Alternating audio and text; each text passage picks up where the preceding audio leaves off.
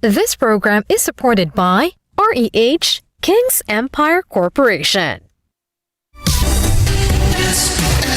Ang sigaw ng Pinoy Nation, information and education. Ating salamin, ipakita natin ang sagot sa problema natin. Ano sa Palagay, ano sa Palagay,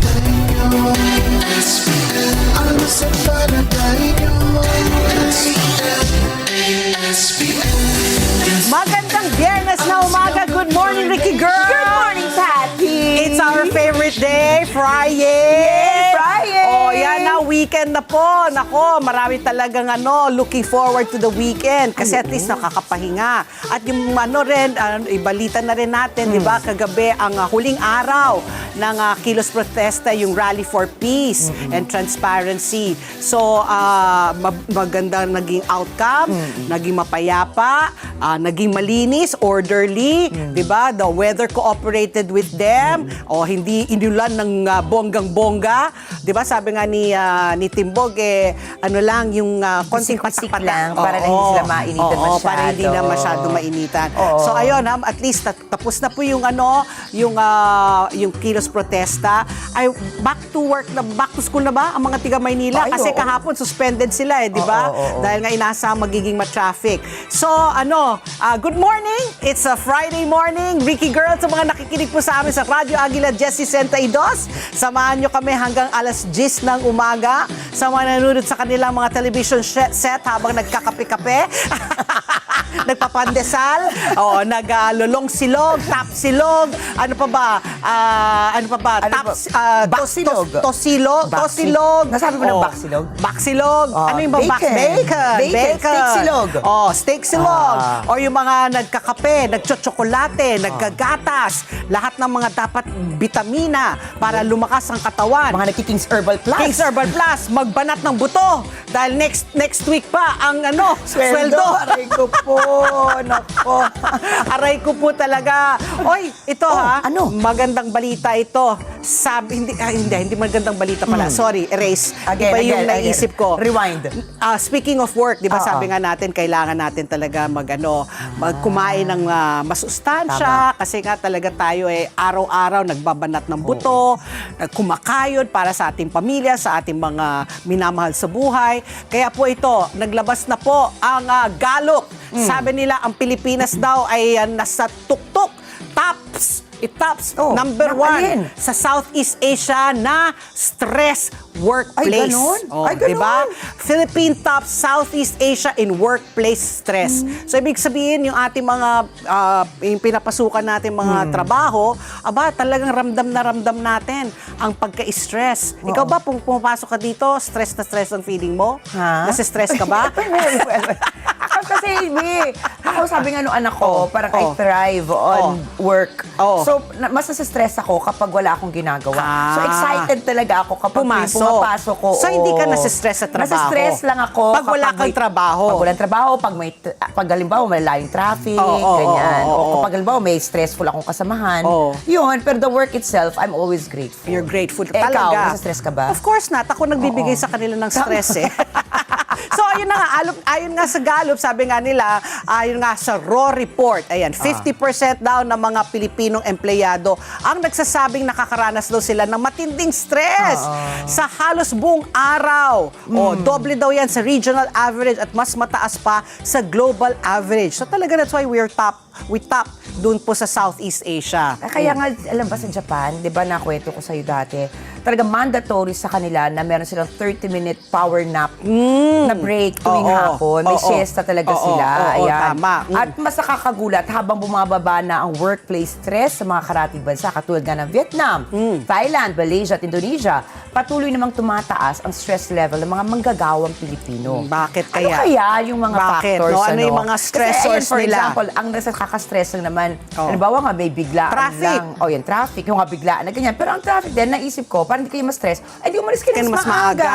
Oo. Lahat naman ng stressable Pag factors. may mga strike, di ba? Oo. Mga jeepney strike. Diba? Oo, yan, nakaka-stress. Or O biglang umulan, Ayun. hindi ka handa, Oo. nabasa ka. O, di Pero ba? you have to let go. Ako kasi ganyan ako. Halimbawa, halimbawa si JC, yung aking makeup artist sa gabi. Stress na stress siya kasi nasunog yung mga makeup brush ko accidentally. Pero ako naman, hindi naman ako na-stress. Kumbaga, things Bumili ka na lang ng bago. Yun, oo. Sana nga yung mga ibang ganyan. Minsan kasi yung mga iba, ano talaga sila, Dinidibdib worrier sila talaga. So sa kabilangan nito, kabilang pa rin po ang Pilipinas sa may pinakamataas na employee engagement sa Southeast Asia. Ang ibig sabihin ng employee engagement, masipag at committed pa rin ang mga Pinoy sa trabaho. Pero kapalit nito ang matinding pressure at nababurnout sila. Siguro minsan, yung, lalo na kung nasa-stress ka, yung boss mo, hindi mo think that's kasundo. the number one. Hindi Ayun mo yung number kasundo. one. Or ang Oo. daming expectation ng boss mo. Sabihin niya sa'yo, dapat itong 10 task na ito, makomplete mo ngayong araw. 5 lang ang nagawa mo. Di ba? Di mag-overtime ka. Meron kang, syempre, may pamilya kang uuwian. So, minsan, yun ang mga dagdag ng mga stressors. Ayan. At dahil po dito, nananawagan ang mga eksperto sa mga kumpanya na paggaanin ng workload, palakasin ng mental health support at tiyaking may healthy work-life balance ang kanilang mga empleyado. Correct. Oo. So talagang kailangan talagang may work-life balance. Kaya a lot of people look forward to the weekends kasi nga pahinga. Pero minsan hindi ka na makakapahinga dahil gagawa ka pa ng mga mga gawaing bahay. Magluluto ka para sa mga anak mo, o maglalaba, maglilinis, o tapos mag-grocery o mamamalengke. O di ba? So mga dagdag yan ng mga kailangan mong gawin. Minsan 24 oras kulang nga daw tapos yung mga ibang tao, ilan oras na lang para matulog dahil maagang gigising dahil nga magko-commute. Dahil ang layo ng inuuwian nila dun sa pinagtatrabuhan nila. So, ang dami talagang mga that's stressors. very, and also yung commute time. Yeah. I think yun isang malaking factor, oo. Kaya grabe, ito, hindi ko alam kung nakaka-stress o nakaka-inspire naman, Patty. Bakit? Okay. Ay, maganda ito. Maganda ito. Gusto ko na nakita to sa Pero news una na-stress kagabi. talaga ako kasi I have a fear of heights Oo. So literal na love is in the air. Love is in the air. Ayan, mag-warm up na tayo. Dahil umakyat po ang Russian couple na sina Angela Nicolou at Vanya Berkuz sa tuktok ng spire, hindi na sa tuktok ng tower, kundi spire mismo ng Empire State Building sa New York, USA, kung saan nag-propose pa si Vanya habang hawak ang banner na may mensaheng, "When the power of love beats the love of power, the world knows peace." Correct. Sino kaya ang pinaparinggan nila? Tinamo, grabe, ang ganda ng shot. Grabe, kinikilabutan ako. Yan. Hindi ko nga alam, may harness ba yan? Walang sila. harness? Wala, ganyan sila ka. Grabe. Mga daredevils talaga sila for heights. Nako. Pero tingnan mo, ako nga nandyan lang sa tuktok, sa building lang mismo nung bumisita ako dyan sa New York. Parang nasa stress na ako. Ako rin, pag tumutungtung ako, yung gaganon ka lang, parang umaatras na ako kaagad. Ako din, ganyan. Natatakot ako. Hindi naman ako fear of height, pero parang lang, sisilip ka lang. Nalulula ako. Sisilip ka lang, tapos aatras ka na. At ito ha, yung latest update sa kanya, di ba nag-propose siya. Tapos pinakuhanan pa niya ng picture si Van, yung lalaki. At nagreklamo pa siya, "You didn't take a nice picture, take it again." Hindi. At ang nakakatawa dyan, hindi ko alam kung nakakatawa, pagbaba nila dyan, ayun na, may mga pulis nag-aabang na sa kanila. Hinuli sila. Kasi nga, ayan, yung ginawa nila, bawal yan. Tama naman, Ano ba yung mga kaso na sinampa sa kanila? Parang danger, something, mischief, mga ganyan. Oo. So I don't know nga kung kumuha sila ng permit mula doon sa building. Kasi paano ka rin magkaka-access? Diba, yun na nga eh. Diba, syempre may mga do not enter. Diba, may mga ganun. Paano so, ka baka malamang nakakuha ng trespassing din yan, baka diba? trespassing. Pero kaya nga, ayan din, nakakatawa, ang daming reaction ng mga netizens siya. Itong pinaka-viral ngayon na magdamaga. Kasi sabi nga nila, if he really wants to, he would. Ayan, so huwag ka mag-settle daw. Kasi kung siya, yung lalaki, ay nakapag-propose sa sa tuktok, diba? Ng Empire State Building. Huwag ka na mag-intay ng text na hindi dumarating. Ayan yung mga, di ba? Ayan yung mga, ng mga reaction nila. Kasi sila talaga, this couple, they're really known for doing mga daredevil stunts, acts, di ba? So, ito nga, yung ginawa nila sa Russia, ginawa New nila York. sa New York. Ayun, no, ayan na yung pulis. Aba, sinabayan ng pulis. Kasi nakaabang na nga, nakaabang nga. May sinend nga ako sa ating group chat. It is now dubbed, yung kuha nila na habang nagpropose siya, the best photo of 2026 so far. Ayun. Ayan, Ang ganda. ako. Siyempre, I'm sure may team yan, di ba? May nakaabang mga drone shots, may director yan. O ganito yung shot natin, o iikot natin, o 360 degree. O tinan mo, ayan na nga, may drone shot yan, for sure. Tapos, For sure. Kasi, pagbaba nila, nahuli sila, pero assisted release. Release. Assisted release. Parang VIP pa rin ang treatment VIP sa kanila. sila. Tapos talaga namang nagyakapan. Parang kung ikaw ang pulis noon, ako nag-propose na nga Yun na tapos nga. magsasama pa sila sa kulungan. Siyempre maghiwalay sila, boys and girls. away from the Ay, girls. nako. Anyway. Nako, pwede bang pahabain pa to dahil ayoko susunod nating segment. Congratulations po yan sa Russian couple na yan dahil nga sila po ay nag-viral at sana balita. I wonder kung paano yung magiging wedding nila. Ay, oo kung proposal nga. ganyan daring. Paano kaya yung wedding? Baka skydiving. Paano kung ikaw invite-in? Pero dapat samahan mo sila sa tugatog. Okay, Ricky, ito na ang kaabang-abang na portion po ng ASPN. Yun. At dahil Biyernes ngayon, sigurado po kaming matutuwa kayo. Kasi nga ito ay ang joke time. At manguna dyan, si Ricky Girl, dahil Friday, sayang naman na yung palda. Kung hindi ka magpapatawa sa amin. Okay, go. To get done and over with. Hindi over and done with. Dapat with feelings, with effort. Talaga. Yung effort ako naman talaga. But sige, sometimes go. my best isn't enough. Your best isn't good enough, ha? Okay, knock. Who's there, Ricky I'll girl? buy. I'll buy who? I'll buy myself. Don't wanna be all by myself anymore. Okay naman na. I'll Buti lang, buy. hindi yung... Sige, Yung pagpilita, mamaya palakpakan na naman Nag-prepare tayo, pa naman ako para dun sa parang pagpilita corales. Okay, ako naman. My turn. Knock, knock. Who's there? New Zealand. New Zealand. Who? Ako ito. New Zealand ka sa mundong ito, laking tuwa ng magulang mo, at ang kamay nila ang iyong ilaw. Si ano yan? Freddy Aguilar. Anak. At ang nanay at tatay mo, di mapirlaman ang gagawin. Di ba? Okay, magiging karaoke na yung first segment natin. Ito. Ano? Sige. Knock, knock. Who's there? Alipin. Alipin who? Don't stop alipin. Hold on to that feeling. Sweet like people.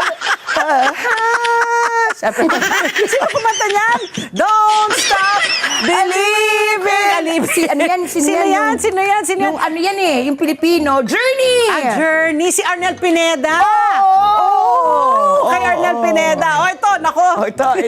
Good Ito luck. yung medyo mahirap-hirap to. Ha? Ano? Steve Perry, yung Don't Stop Believing. Yung Original. yung original. Pero si Arnel popularized by Arnel Pineda. Okay, knock, knock. Who's there? Honeydew. Honeydew. Nako. How did you know I needed someone like you in my life? That there's an empty space in my heart. You came at the right time in my life. Ba't sila feel mo? Honeydew, know. Bakit nila feel mo, Pati? Ang kumanta niyan, I see Gary V. Di ba? How did you know? Di ba ganun? Ayun. I needed someone like you. Ay. Gary V, Ano ba? peace. Feeling ko, Pati, talagang practice makes perfect, Hindi ko alam kung ako lang ang nakaka-realize. Parang paganda ng Paganda yung mga boses natin. Syempre, Diba? practice makes perfect. Diba? Ay, alam mo ba, mga taga-ASPN? Alam mo, pagtanggalin na tayo sa ASPN, doon na lang tayo sa letters and music. Baka sabihin ni CRV, ano mga pinagkagagawa ninyo? Dapat news and current yan. Diba? Nawawala yung credibility ninyo. Pwes, tanggalin na yan sa ASPN. Ilipat sa letters and music. Diba? Nako. Feeling ko magkakaroon tayo ng Grammy Awards. Grammy Awards! Wow! Talagang pang international pa, ha? Okay, anyway, sana po kayo ay natuwa. Palakpakan ba? Sino mas magandang kumanta? Si Ricky o si Patpi? Walang sumagot. Walang sumagot. Pagod sila kasi wala silang cake. Wala sila. Alam niyo po ba, may bubunyag ako sa inyo, ha? Kaya usually, wala ka sa palakpak kay Patpi dahil may pa-cake siya sa umaga. Alam mo, may pasuhol tuwing umaga. Okay, ito na po yung ating Super Panalo News. Matapos po ang 122 years. Aba, muling nakita, muling nagpakita. Sino? Sa Mount Apo. Nagpakita sa Mount Apo. Siyempre, alam natin, ang Mount Apo isang natural park yan, di ba? Yes. Biodiversity, very vast. Ang isang napakapambihirang halamang namumulaklak. Ang tawag po dito ay, naku, ito na naman, ang hirap na naman. Kaya mo yan. Ophiorrhiza biflora or biflora. Ophiorrhiza biflora. Isang species po na tanging sa Pilipinas lang daw ito matatagpuan. Una naitala ang halamang ito noong 1904 pa, kaya na 122 years, ng isang American botanist na si Edwin Bingham Copeland. At ngayon po ay muling na dokumento ng mga researchers. Aba, nahiya siya. 122 years siya nagtago. Ayon po sa DNR, malaking patunay ito na isa pa rin daw ang Mount Apo sa pinakamahalagang biodiversity hotspot ng bansa at malaking tulong din ito sa hangarin nitong makilala bilang UNESCO Global Geopark. Grabe no, after 122 years. Paano nilalaman na 122 years? Siguro matagal na nilang naghahanap sila. Matagal na nilang hinahanap. At saka parang very simple lang, no? I wonder how big that is. Parang sampagita. Parang sampagita lang. Parang may hibla-hibla ng... pero ano yan, bud? Yung bud niya siguro manilaw-dilaw. Tapos pang mag-bloom, puti. I wonder kung maamoy rin yan. I wonder kung mabango yung amoy niyan. Di ba normally yung mga bulaklak may mga distinct na mga amoy. Like ang rosas. Kalachuchi. Ayan, kalachuchi. Rosas, alam mo kagad. Di ba? Kung rosas yan. Ano ba yung may amoy? Kalachuchi. Sampagita. Everlasting. Everlasting? May ba everlasting? May amoy. Alam ko everlasting na siya, hindi siya namamatay. Hindi, may amoy siya. Alam mo, amoy ano talaga siya, everlasting. Talaga? Ako naman favorite ko yung... Ano? Ay, ano ba yun?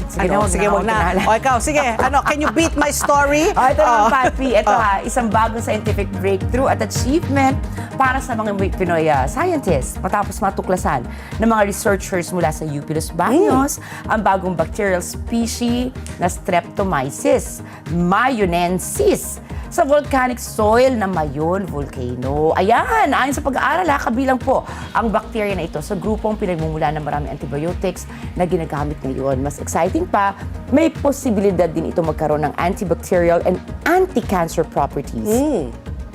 Bagamat kailangan pa raw na mas maraming pag-aaral, malaking hakbang na ito sa paghahanap ng mga bagong gamot laban sa lumalalang antibiotic resistant infections sa buong mundo. Antibacterial, talaga. Ayan. Ano kaya anong igagamot niyan? Cancer? Ano pa Pwede ba mga... na daw di ba? Pwede sa cancer. Nako, talaga sana talaga magka-breakthrough na dyan sa cancer na yan. Okay, samantala, isang Pinoy. Nako, ito, magandang balita rin. Pupunta siya sa... Saan? Sa isang space mission. Sa diba? Kalawakan siya pupunta? Sa Kalawakan. Wow. Yan po ay si Dr. Mark Angelo Curio.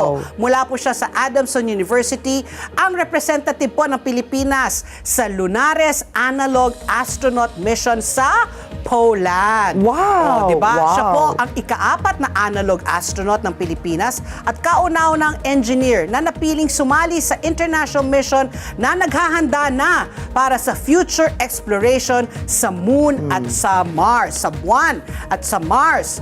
Kasama rin niya ang proyektong Adobo for Space. Ito po ay isang collaboration ng Philippine Space Agency, Philippine Nuclear Research Institute at ang UP Diliman Department of Food, Science and Nutrition na magdadala ng Pinoy innovation sa space research. I wonder how that's going to be, no? Adobo for space. So siguro, ano yon? Paano yon? Di ba dati magdadala ng adobo pag mag-launch sila? Baka dried, di ba? Kasi ang alam ko nga dati mga pellets yung pagkain na, pero siguro with the innovation now, baka pwede na totoong pagkain. Kasi ang adobo, di ba, matagal yan. Hindi napapanis kasi may suka. Kaya very good yan. Very good yan. Imagine, hindi man tayo makapagpadala ng rocket ngayon sa Kalawakan. Talino naman. Talino. At pagkain, adobo. Ang dala natin sa space. Correct. Ito naman, Patpi. Ano yun? Nako, ito na. Travel junkies, listen up. Sunod-sunod po ang good news para sa mga mahilig bumiyahe. Ayan. Una, waive na ang group visa fee ng South Korea para sa mga Pilipinong babiyahe ng 3 o higit pa hanggang 3 December or 31, 2026. ha? Wala nang visa. Ayun Visa po, free, ha? Halika sabihin tayo mag-apply ng ating Meron visa. na ako eh. Bakit 5 5 years? Of course. Ikaw na. Ikaw na. Ayon po sa Ministry of Justice, ang extension ay para lang sa mga group travelers sa mga bansa katulad ng China, Cambodia, India, Indonesia, Vietnam, at of course, the Philippines. Samantala, visa-free naman ang mga Taiwan passport holders na bibisita sa Pilipinas ng hanggang 14 days hanggang June 2027. Until next year. Bilang bahagi po ito ng reciprocal travel agreement ng dalawang bansa. Pero kung higit sa 14 days ang kailang stay, kailangan na rin kumuha ng visa bago bumiyahe. Sa kabilang banda, inanunsyo din na ang mga Pilipino naman ay pwede rin bumisita sa Taiwan ng hanggang 14 days na walang visa. Pero wala naman talagang visa at Taiwan. No. Before meron. ganun Before. ba? Parang mga last year, 2 years ago lang they lifted nagkaroon that. sila? Oo. But before, you had to apply for a visa, but it was easier kasi online lang. Tapos pag may US visa ka, mas kaya madali. that's why Oo. siguro. But, yun na nga, may visa pa rin. Pero 2 years ago, alam ko linift na yan eh. So ayan, in-extend na naman nila. Kasi nga, ewan ko, baka siguro ang Taiwan, kasi sabi nga ni President Xi Jinping by 2027, by hook or by crook, babawiin na niya ang Taiwan. So ngayon mag-travel na sila. So mag-travel na kayo kasi hindi natin alam, baka magkaroon na ng currenting, actually, meron na talagang geopolitical unrest dyan, di ba?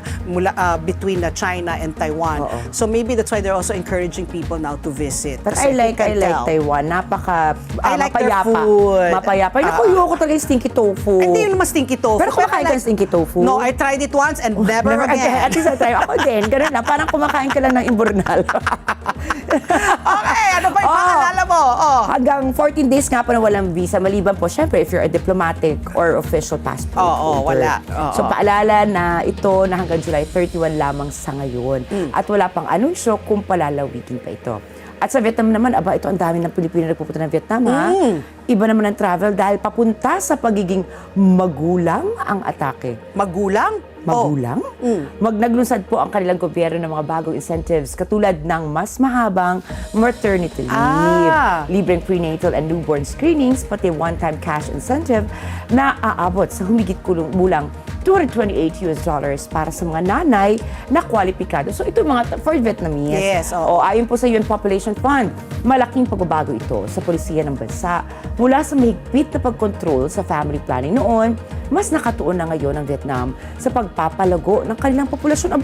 Matatandaan natin, di ba, Patpi, pwede pang maparusahan yung mga miyembro ng Communist Party. Dati, noon. Oo, na magkakaroon ka itong anak. Ito yung nabasa ko kahapon na may bonus baby na sila. Bonus baby. Tawag nila bonus baby. Ngunit dahil sa patuloy na pagbaba ng birth rate at marami na ang tumatanda sa kanila, binabago na ngayon ng Vietnam ang kanilang strategy upang makahikayat ng mas maraming pamilya na magkaroon ng mga anak. Yun na nga, dati kasi overpopulated, di ba? So, kinontrol. Parang China, di ba? One-child policy lang ang China. Ngayon, pwede na ang 2 anak. So, tingnan natin, nagbabago yan eh. Kasi pag talaga nakita nila, ang liit na ng populasyon, paano na yung ating susunod na henerasyon? Diba? So, kailangan Aging mag-catch up. population na sila. Aging population. Ricky girl, Yes, what's the weather Papi? going to be like this weekend? Ito na ang Rain or status shine? ng panahon natin ngayon. Makinig po sa mga balak lumarga. Dahil patuloy na binabantay ng pag-asa ang isang bagyo sa labas ng Philippine Area of Responsibility o PAR. Posible umunang lumakas pa ito at maging super typhoon sa mga susunod na araw. Bagamat nananatili itong nasa labas ng PAR, inaasahang palalakasin ito ang southeast monsoon o habagat sa susunod na linggo. Ayon po sa pag-asa, ang bagyo na may international name na Bobby. Bobby? Aba, sosyal. Ano pangalan? Bobby? Bakit Di international ba? name? Kasi nasa H na tayo di ba, sa local? Oo nga. Okay. Ay kasalukuyang kumikilos sa karagatan ng Pacific Ocean. Tatawagin po itong Inday. Ang layo. Inday. Ayan. Ginaging Kasi, babae si Bobby. kasi si Henry, di ba? Tapos, H.I. So, Oo. Inday! Ayan na naman. Oy, sakto to ha, dahil di ba ang impeachment proceeding Oo si nga, VP ni Sara, Inday Sara rin, mag-uumpisa sa Lunes. Oo. Tatawagin ito Inday kapag pumasok na sa loob ng PAR. Sa ngayon po, hindi pa matiyak kung magla-landfall ito sa alimang bahagi ng bansa. Gayunpaman, malaki ang posibilidad na magdulot ito ng mas malalakas na pagulan dahil sa pinalalakas nito nga habagat. At dahil dito inaasahan na madalas na pagulan mula ngayon hanggang weekend. At may lakad ka ba ngayong weekend? As usual. As usual. As usual, walang As pahinga. usual. Babaeng Oo. walang pahinga. Oo, talaga. Samantala, patuloy namang makakaapekto ang easterly sa silangang bahagi ng Central Luzon, Southern Luzon at Visayas. Partikular na po sa Bicol Region, Eastern Visayas, Caraga, Aurora at Quezon. Makararanas ang mga nabanggit na lugar na bahagyang maulap hanggang maulap na kalangitan na may kalat-kalat na pag-ulan, pagkulog at pagkidlak. Gayun din ang inaasahang mararanasan sa Metro Manila at sa nalalabing bahagi ng bansa dahil naman po yan sa mga localized thunderstorms. Samantala, inaasahang aabot sa 33.1 degrees Celsius ang pinakamataas na temperatura ngayong araw. Mainit na naman. Ba't kaya, no? Lulubog naman po ang araw mamayang 6:29 ng gabi. Okay, so paalala ha, magdala pa rin po kayo ng inyong payong, kapote, sombrero, di ba? Tsaka magbaon pa rin ng tubig dahil ang taas pa rin ng temperatura. Okay, ito na po. Asahan po ang dagdag bawas presyo po ng mga produktong petrolyo sa susunod na linggo. Sa Martes po yan, ang galawan, di ba? Batay po sa 3 araw po na monitoring ng Oil Industry Management Bureau ng Department of Energy. Ito po sa world market. Ito, asahan po ninyo sa diesel, aakyat po ang tansya nila 80 centimos po kada litro. Habang ang gasolina naman po ay bababa ng 70 centavos kada litro at ang kerosene tataas po ng piso kada litro. Estimates pa lang ito, no? So sa Lunes natin mas mababalitaan kung magkano eksakto ang asahan nating dagdag o bawas presyo. Okay, at puntahan na rin po natin ang palitan po ng ating piso kontra po sa dolyar. Nagsara po ang ating piso kontra dolyar kahapon sa halagang 61 pesos and 56 centavos. Lumakas ng bahagya, lumakas po ng 26 centavos po kumpara po sa naging palitan nito nung Miyerkules sa halagang 61 pesos and 62 centavos. Narito naman po ang palitan ng piso kumpara sa iba pang currency. Sa Japan yen, 37 centavo. Sa euro, 70 pesos and 12 centavos. Hong Kong dollar, 7 pesos 85 centavos. At ang Saudi Riyal, 16 pesos and 40 centavos. Ayan po ang ating palitan. And because it's a Friday, dalawang issue po ang ating tatalakayin ngayong umaga, Friday. Issue number 1, Ricky Girl. Ito, good news nga, di ba, Patsy? Dahil nagsimula na ang pagpapatupad ng bagong wage increase sa Metro Manila. Isang hakbang na inaasahang makatutulong sa mga manggagawang nahaharap sa patuloy na pagtaas ng presyo po ng mga bilihin at serbisyo. Pero may kaakibat na itong hamon para sa sektor naman ng negosyo, lalo na ito na yung sinasabi natin kahapon din sa mga maliliit na negosyo. Kaya ngayong umaga po ating pag-uusapan kung paano ba mababalanse ang minimum wage increase ng mga manggagawa at epekto nito sa mga negosyo. Makakasama natin mamaya via Zoom si Brian Ang, ang Vice President for Industry and Manufacturing and Director for Industry Service, Transport, Logistics, and Infrastructure ng Philippine Chamber of Commerce and Industry o PCCI. Tatanungin na natin kay Sir Brian, di ba kahapon naglabas rin ng balita ng Pilipinas. Aba, na-achieve na niya ang upper middle class. Pero lahat tayo parang, Talaga ba? Bakit hindi natin maramdaman? So tanungin natin si Brian kung talagang sila sa negosyo. Di ba, nararamdaman ba nila? Sila ba, sang-ayon sila sa pag-aaral ng World Bank? So yan ang ating issue number 1. Issue number 2 naman po, ayon po sa pag-aaral naman po ng EDCOM 2, batay po sa school year 2024 to 2025, ito nakakalungkot na sa 391,089 lamang po na mga mag-aaral na may kapansanan ang nakaka-enroll po sa mga pampublikong paaralan. Katumbas ito ng humigit kumulang 8% lamang po ng tinatayang, imagine 5.1 million children have disabilities. No, and only 300,000 plus go to school, to public school. So dahil dito, mahalagang magtulungan. Siyempre, ang bawat isa sa atin na may kakayahang tumulong at magbigay ng oportunidad sa mga batang ito. sa anumang makabuluhang paraan, kabilang na po ang sining, the arts. They will use arts. So, isa sa mga nagsusulong nito ang ating panuhin na nagsagawa po ng Art for a Cause para makatulong po sa mga batang may kapansanan. Particular po dyan sa mga batang may kapansanan sa pandinig o yun na nga, they're deaf. So paano nga ba naituturo ang sining sa mga batang hindi nakakarinig? At paano nagiging tulay ang sining tungo sa kanilang pagkatuto at mas maliwanag na kinabukasan? So pag-usapan po natin yan, makakausap po natin, live ba siya sa Live, studio? oo. Makakausap po natin si Miss Annabel Papas. Siya po ay isang art advocate for children with special needs. O, Ayan. di ba? Ayan po ang ating second issue. At magbabalik pa po ang ASPN. Ano sa palagay nyo? Oy. Ang sigaw ng Pinoy Nation, information and education. Ating saloobin, ipakita natin ang sagot sa problema natin. This portion is brought to you by Clean and Fit. Kaibigan, feeling bloated? Heavy? Constipated? I-Clean and Fit mo na yan. Fix your gut. Fix your health with Clean and Fit. Available on Facebook, TikTok, Shopee, and Lazada. Masasaya. Nakakakilig. At puno ng pag-ibig. Yan ang hatid ng Net25 Primetime Teleserye gabi-gabi. Kaya sama-sama nating subaybayan.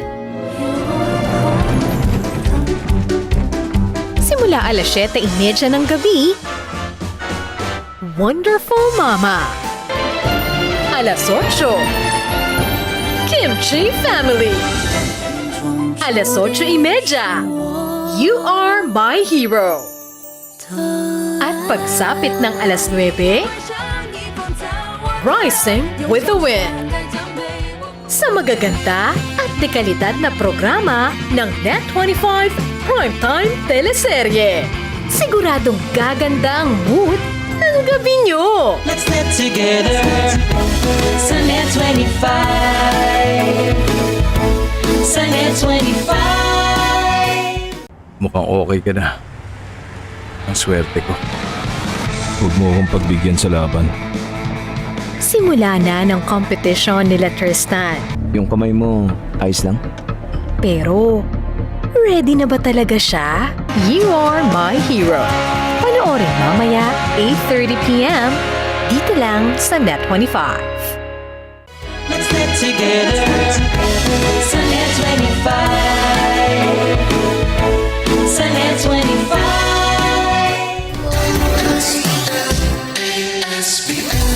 Oras! 8:31 na po ng umaga. Narito na po ang ating sunundang pangunahing news ngayong Friday! Palakpakan po dyan! July 3 na po. Tinapos na po ng Iglesia ni Cristo ang isinagawa nitong rally para sa katotohanan at katarungan. 3 araw itong tumakbo at sa unang 2 araw, June 30 at July 1, ginawa po ito sa EDSA People Power Monument sa White Plains Avenue sa Quezon City. Ipinagpatuloy naman ito kahapon sa Liwasang Bonifacio sa lungsod ng Maynila matapos bawiin ng lokal na pamahalaan ng Quezon City ang permit para dito. Nagpasalamat po si Iglesia ni Cristo spokesperson, Brother Edwin Zabala, sa lahat ng nakikiisa sa rally. Narito po ang kanyang pahayag. Maraming salamat sa inyong lahat sa pakikipagkaisa ninyo sa mapayapang kilusan nating ito. Salamat sa inyong pagtitiyaga na kahit umuulan o mainit ang araw, ay narito pa rin kayo alang-alang sa kahalagahan ng ating mithiin. Pinasasalamatan din natin ang mga naging panauhing tagapagsalita, ang mga pulis na nagbigay seguridad, at ang mga opisyal na nagbigay pahintulot sa atin na makapagtipon dito. Higit sa lahat, nagpapasalamat tayo sa Diyos at umaasang kung ano ang kanyang kalooban ay siyang makapangyayari. Naniniwala tayo na naiparating nating malinaw sa mga kinauukulan ng ating mensahe. Loobin nawa ng Diyos na maghari ang tunay na katarungan sa ating minamahal na bansa at wag nawang magtagumpay ang sino mang bumabaluktot sa batas para lamang sa kanilang makasariling kapakanan kahit na ikapariwara ng ating bansa. Dito natin tinatapos ang ating peaceful rally. Kung paanong mapayapa, maingat at maayos tayong naglakbay papunta rito, nawa ay gayon din sa ating pag-uwi. Maraming salamat. Yan po ang tinig ni Brother Edwil Zabala. Dumalo po sa 3 araw na rally ang ilang personalidad para magsalita tungkol sa sinasabing korupsyon sa kasalukuyang administrasyon. Kabilang dito ang kapatid ni Pangulo Ferdinand Marcos Jr. na si Senator Amy Marcos. Nakiisa rin si Batangas Representative Leandro Leviste, Senator Robin Padilla at Senator Rodante Marcoleta.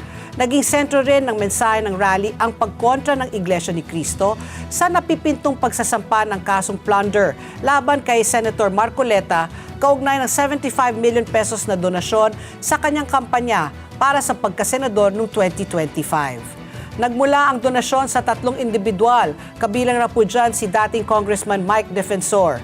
Sa isang pahayag noong unang araw ng rally, inilatag po ni INC spokesperson Edwil Zabala ang posisyon ng INC sa naturang issue. Balikan natin po ang naturang pahayag. Gaya ng alam ng marami, si Senator Dante Marcoleta ay nanguna sa pag-iimbestiga sa isa sa pinakamalaking pandarambong na naganap sa ating kasaysayan. Sinimulan niya ito nang siya pa ang chairman ng Blue Ribbon Committee ng Senado. Subalit, pinalitan ng liderato ng kumiting ito. Gayunpaman, itinuloy niya ang paghahanap ng hustisya para sa atin na mga mamamayan. Ang ipinagtataka namin ay kung bakit siya na nagsusulong sa pag-expose ng mga sangkot sa napakalaking pagnanakaw sa Pilipinas ang kakasuhan at ipakukulong sa halip na ang mga na-expose. Ang ikinakaso kay Senator Marcoleta ay plunder na isang non-bailable crime. Sa makatuwid, ipakukulong siya at hindi pwedeng magpiyansa hanggang hindi natatapos ang paglilitis sa kanya. Sa madaling salita ay hindi na niya maitutuloy ang paglalantad o pag-expose sa mga sangkot sa pandarambong na naganap. Pero paano naging plunder ang pagtanggap ng campaign donation? Hindi naman galing sa kabangyaman ng Pilipinas ang tinanggap niyang donation mula sa mga sumuporta sa kanyang pagkandidato bilang senador at mismong ang COMELEC ay naglabas na ng desisyon na walang krimen na naganap sa pagtanggap niya ng campaign donation. Sinusuportahan ng Iglesia ni Cristo ang itinataguyod ni Senator Marcoleta dahil ito rin ang posisyon namin. Nananawagan kami para sa transparency, accountability, justice, and peace. Kaya, nais naming iparinig sa mga kinauukulan na kahit ipakulong nila si Senator Marcoleta, ay hindi kami titigil sa paghingi ng katarungan para sa mga kababayan natin na ninakawan.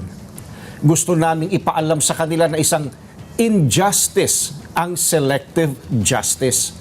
At hindi kami mananahimik sa harap nitong napakalaking pagyurak sa katarungan na hinihingi ng ating mga kababayan. Tinig muli ni Brother Edwil Zabala. Samantala, sinabi po ng Philippine National Police Criminal Investigation and Detection Group, National Capital Region, na handa itong magpatupad ng warrant of arrest laban kay Senator Marcoleta oras na inilabas ito ng Sandigan Bayan. Ayon po kay CIDG NCR Chief Police Colonel John Giagi, wala pa naman silang natatanggap na anumang warrant laban sa kahit na sinong mataas na opisyal. So gaya nga ng sinabi natin, nagwakas na yung kilos protesta for peace and transparency last night. And yun na nga, aabangan natin po kung anong magiging susunod ng mga, kasi sa Lunes na, yung trial, impeachment trial ni VP Sara. Okay. Sayang nga, Pat, bilang baka gabi, nagtapos yan ng alas 8 ng gabi, di ba? Pero alam mo ba, past 8 o'clock, ang dami pa rin dumarating sana ng mga kababayan natin kasi nanggaling pa sa mga probinsya. Oo, kasi gusto rin talaga nilang makiisa. Sumali. Oo, makiisa. Samantala, sa iba pa pang balita, gagamitin ng Office of the Ombudsman ang testimonya ng 8 sa 18 nagpakilalang bagman ni dating Congressman Zaldico para sa inihahandang kaso laban kay dating Speaker of the House, Martin Romualdez. Ito ay matapos matukoy na hindi pa bago-bago at walang pasubali ang paglalahad nila ukol sa mga sinasabing delivery ng malalaking halaga ng pera. Ayon kay Assistant Ombudsman Mico Clavano, umabot ang mga investigador sa naturang desisyon matapos makapanayam ang mga dati umanong bodyguard ni Ko. Ipinaliwanag ni Clavano na hindi nila magagamit ang testimonya ng 10 sa mga ito dahil masyado malawak ang kanilang mga sinabi. Naghayag din ng pagkadismaya si Clavano na nababalam ang kanilang investigasyon at case build-up dahil hindi pa rin pinapapirma ng abogadong si Levito Baligod ang mga dati umanong bagman sa kanilang mga affidavit. Noong June 20 pa dapat napirmahan ang mga ito pero humingi ang mga dati umanong bodyguard ng extension. Nauna nang sinabi ng ombudsman na nais itong gawing state witness si dating Public Works and Highways Secretary Manuel Bonoan. Para sa mga abogado ni Romualdez, pwede itong tignan bilang indikasyon na walang ebidensya mag-uugnay kay Romualdez sa mga maanumalyang flood control projects. Ayon po sa mga abogadong sina Ade Fajardo at Elaine Atienza, ang planong paglalagay kay Bonoan sa Witness Protection Program ay pagtatangkaang gawing tampulan ng sisi si Romualdez at kalaunay pagtukoy sa kanya bilang mastermind. Iginiit ni Atienza na sa mga nakalipas sa pagdinig ng Senado at Kamara de Representantes ukol sa anomalya sa flood control, walang nakaupo at dating opisyal ng DPWH na tumukoy kay Romualdez bilang partido sa anumang pagpaplano, pagkuha, pagpapatupad at paglalabas ng pondo para sa anumang ghost projects. Kahit si Bonoan anya ay hindi kailanman binanggit si Romualdez. Isinilarawan naman ni Fajardo si Bonoan bilang pinakakontaminado, labis na may kinikilingan at isa sa may pinakamalaking pananagutan sa mga nasasangkot sa naturang eskandalo. Ayan, abangan rin natin kasi marami talagang naniniwala no, na si dating Speaker of the House Martin Romualdez ang isa sa pinakamalalaking isda. Balyena. Diba? Balyena kasama ni Zaldico. Diba? Kasi talagang sila yung gumalaw-galaw nga dyan ng budget. Oo, allegedly. Diba? Because Zaldico was chairman of the Appropriations Committee tapos speaker nga si speaker at the time si Martin Romualdez. So sila yung mga parang tinatag na mga malalaking isda. So tingnan natin kung magpo-prosper nga yung kaso kasi syempre inaano ng depensa, 'di ba, ng mga abogado ni dating Speaker Martin. Marami rin kung may question nga, 'di ba, bakit si Manuel Bonoan ang ginawang state witness? Sabi nga sa ating balita. Siya yung kalihim. Oo. At saka, di ba, may napag-usapan natin yan before with the lawyer, na kung sino yung pinaka-most contaminated, ayan, sinabi na nga siya, dapat hindi sila qualified as a state witness. So marami mga bago, mga unprecedented na mga pangyayari ngayon. Kaya nga, may rally ang INC for peace, transparency, di ba? Parang selective justice is still injustice. Sa ibang balita, itinuturing po ni Pangulong Ferdinand Marcos Jr. bilang vote of confidence o paghahayag ng kumpiyansa sa potensyal ng Pilipinas at sa mga polisiyang pang-ekonomiya ng administrasyon. Sa nakalipas na 4 na taon ang pag-angat ng bansa, ito na nga, mamaya pag-uusapan natin, sa upper middle income country status. Nauna na pong inulat ng World Bank na aabot ng Pilipinas ang upper middle income status matapos makapagtala ang bansa ng 5.8% na average annual gross domestic product o GDP sa nakalipas na 5 taon. At para po kay Pangulong Marcos, pagkilala ito sa pag-unlad at katatagan ng Pilipino. Narito po ang pahayag ng ating Pangulo. For years, Filipinos have worked hard to build this country. Today, the world has taken notice. The Philippines has officially become an upper middle income country. After nearly 4 decades as a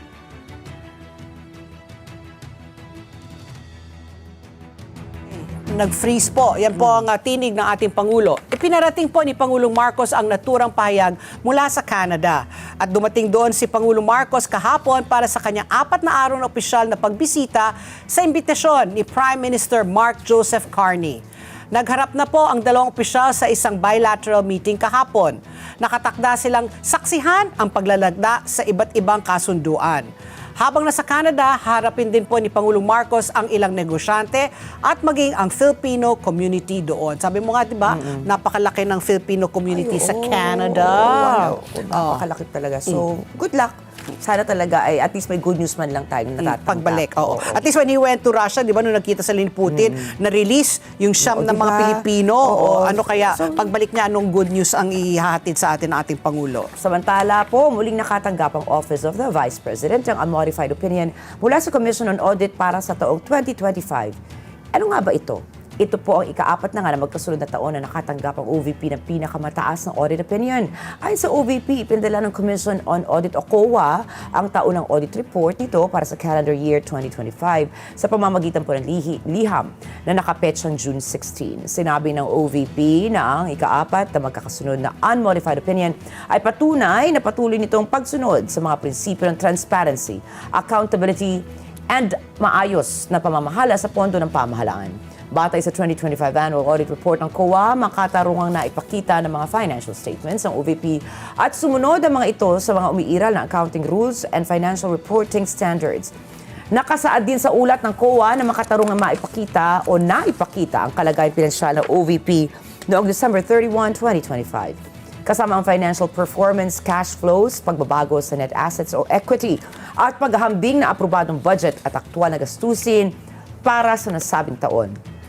Inuulat din ng OVP na nagtala ito ng 92.32% na utilization rate ng pondo nito mula sa 2025 General Appropriations Act o GAA na anila ay nagpapakita ng maingat na pamamahala ng budget sa kabila po yan ng paglawak ng operasyon at pagtaas ng pangangailangan sa mga programa nito. Ipinaliwanag ng OVP na ang unmodified or unqualified opinion ang pinakamataas na uri ng audit opinion na pwede igawad ng COA. Nangangahulugan ito na ang financial statements ng isang ahensya ay makatarungang naihanda alinsunod sa mga itinakdang pamantayan sa financial reporting. Kabilang na po dyan ang International Public Sector Accounting Standards o IPSAS at International Standards of Supreme Audit Institutions.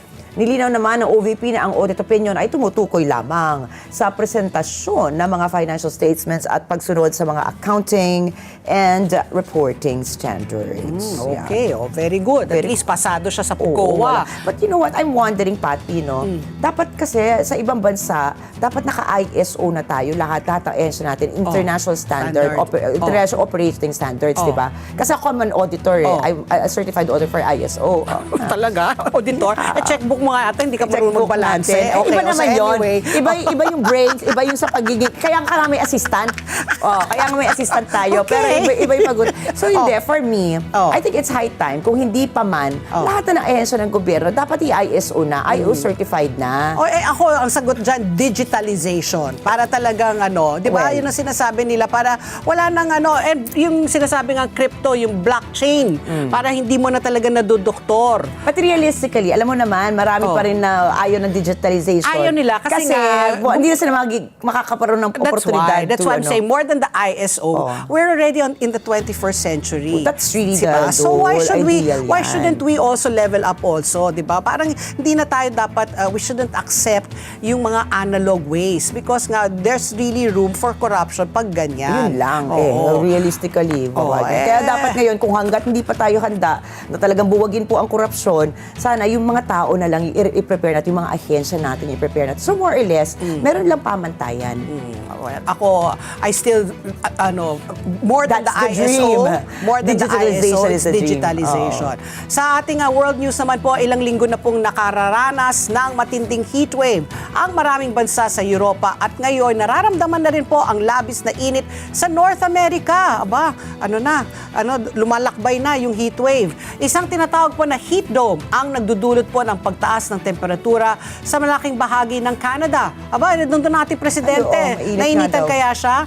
Sa Estados Unidos, naka-alerto na rin po para sa labis na mainit na temperatura ang nasa 160 milyon na namamayan sa 30 estado nito. So more than 100 million in more than 30 states. Nagdeklara na rin po ang emergency ang US Department of Energy.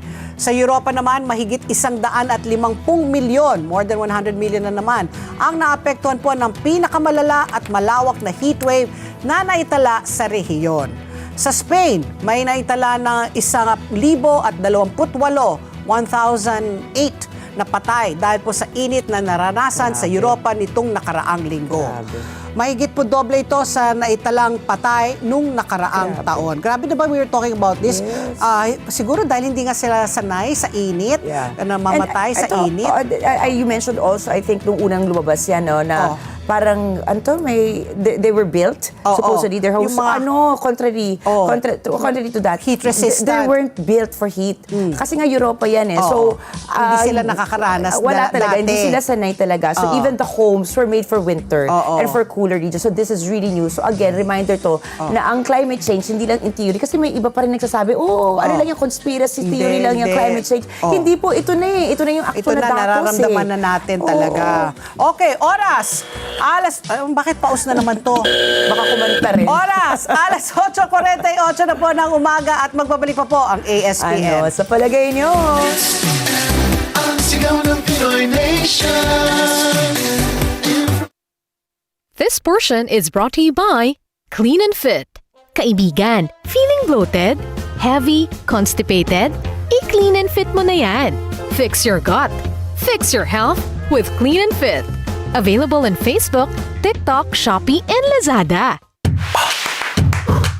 Be your own health advocate. By turning into your own expert. We are your coach. Without any fiction and with lots of facts. Be active in a clever way. In good shape. Bago naging bahagi ng ating bokabularyo ang burnout, stress posts, at mental exhaustion, may mga taong araw-araw nakikipaglaban sa pagod. Sila ang ating mga magulang. Sila ang ating mga lolo't lola. Hindi nila ito sinasabi. Hindi nila ito laging ipinapakita. Sa usaping ito, tuklasin natin kung paano nagbago ang mukha ng pagod sa paglipas ng panahon at kung anong mga pagpapahalaga ang nananatiling mahalaga hanggang ngayon. Abangan ngayong Sabado, dito lang sa Ito Ang Tahanan, TV radio program ng Net25. Sana'y huwag kang magbago. Sana'y Ako po si AB Tupalar at gusto ko pong ibahagi sa inyo ang aking talento. Kaya sama-sama natin pakinggan ang Sana ngayong Sabado 1 to 2 p.m. sa Letters and Music dito lang po sa Net25. manatiling nag-iisa.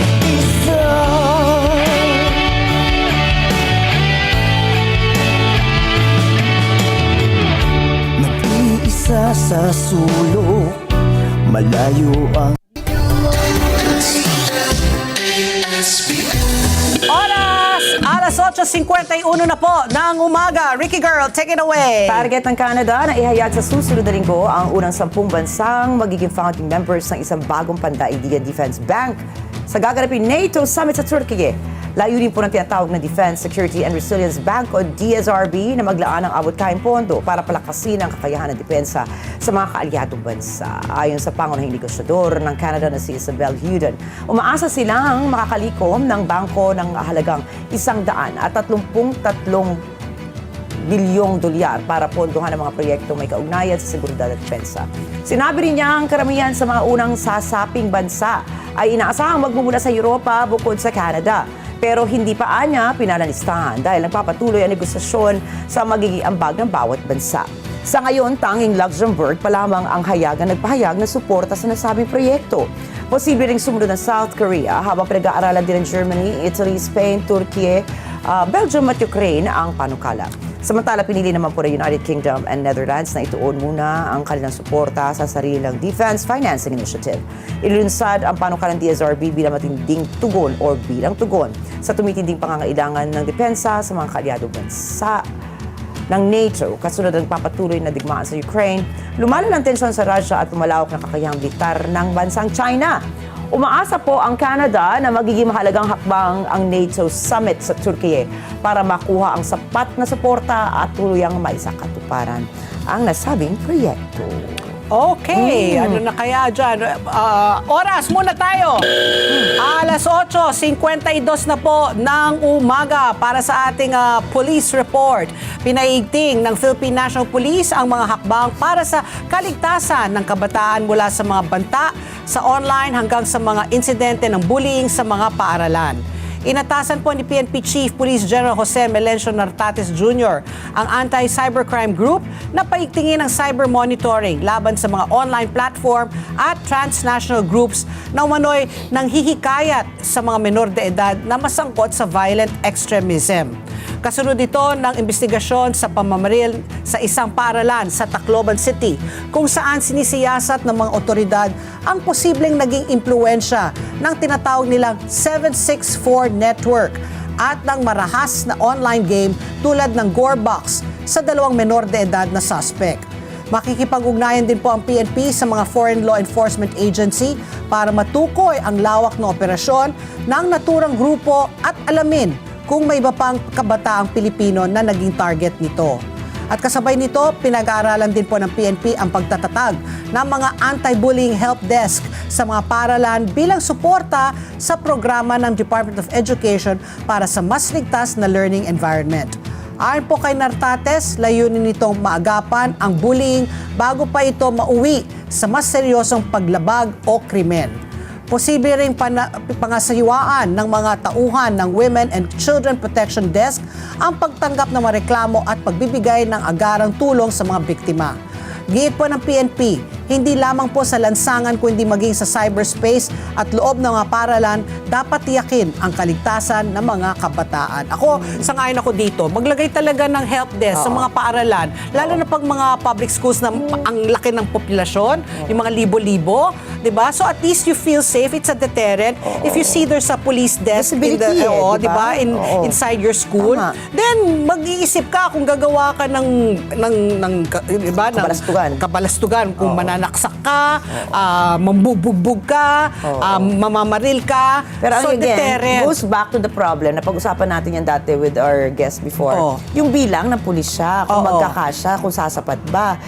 Ngayon pa lang, di ba? Ako Parang feeling first day ko, pa lang. mas madaling mag-hire ng mga pulis kesa sa mga guidance counselor, guidance assistants, di ba? Parang gano'n. Tsaka, parang like you said guys, sa deterrent. Kasi at least pag ano lang yon. At saka pwede mo kausapin di ba yung pulis, manang pulis, parang binubuli ako ni ganito. So at least may awareness at saka nabablatter, kumbaga nalalagay. Maganda yung may blotter yes, agad, di ba? Para at least alam na nila kung sino yung mga nakikita nilang troublemakers.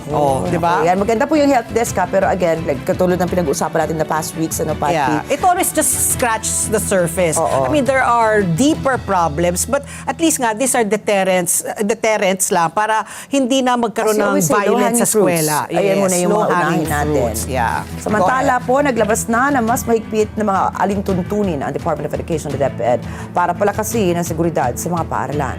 Ayon kay Education Secretary Sonny Angara, layunin ito na masiguro ang kaligtasan at kapakanan ng mga mag-aaral at mga paaralan alinsunod sa direksyon ni Pangulong Ferdinand Marcos Jr.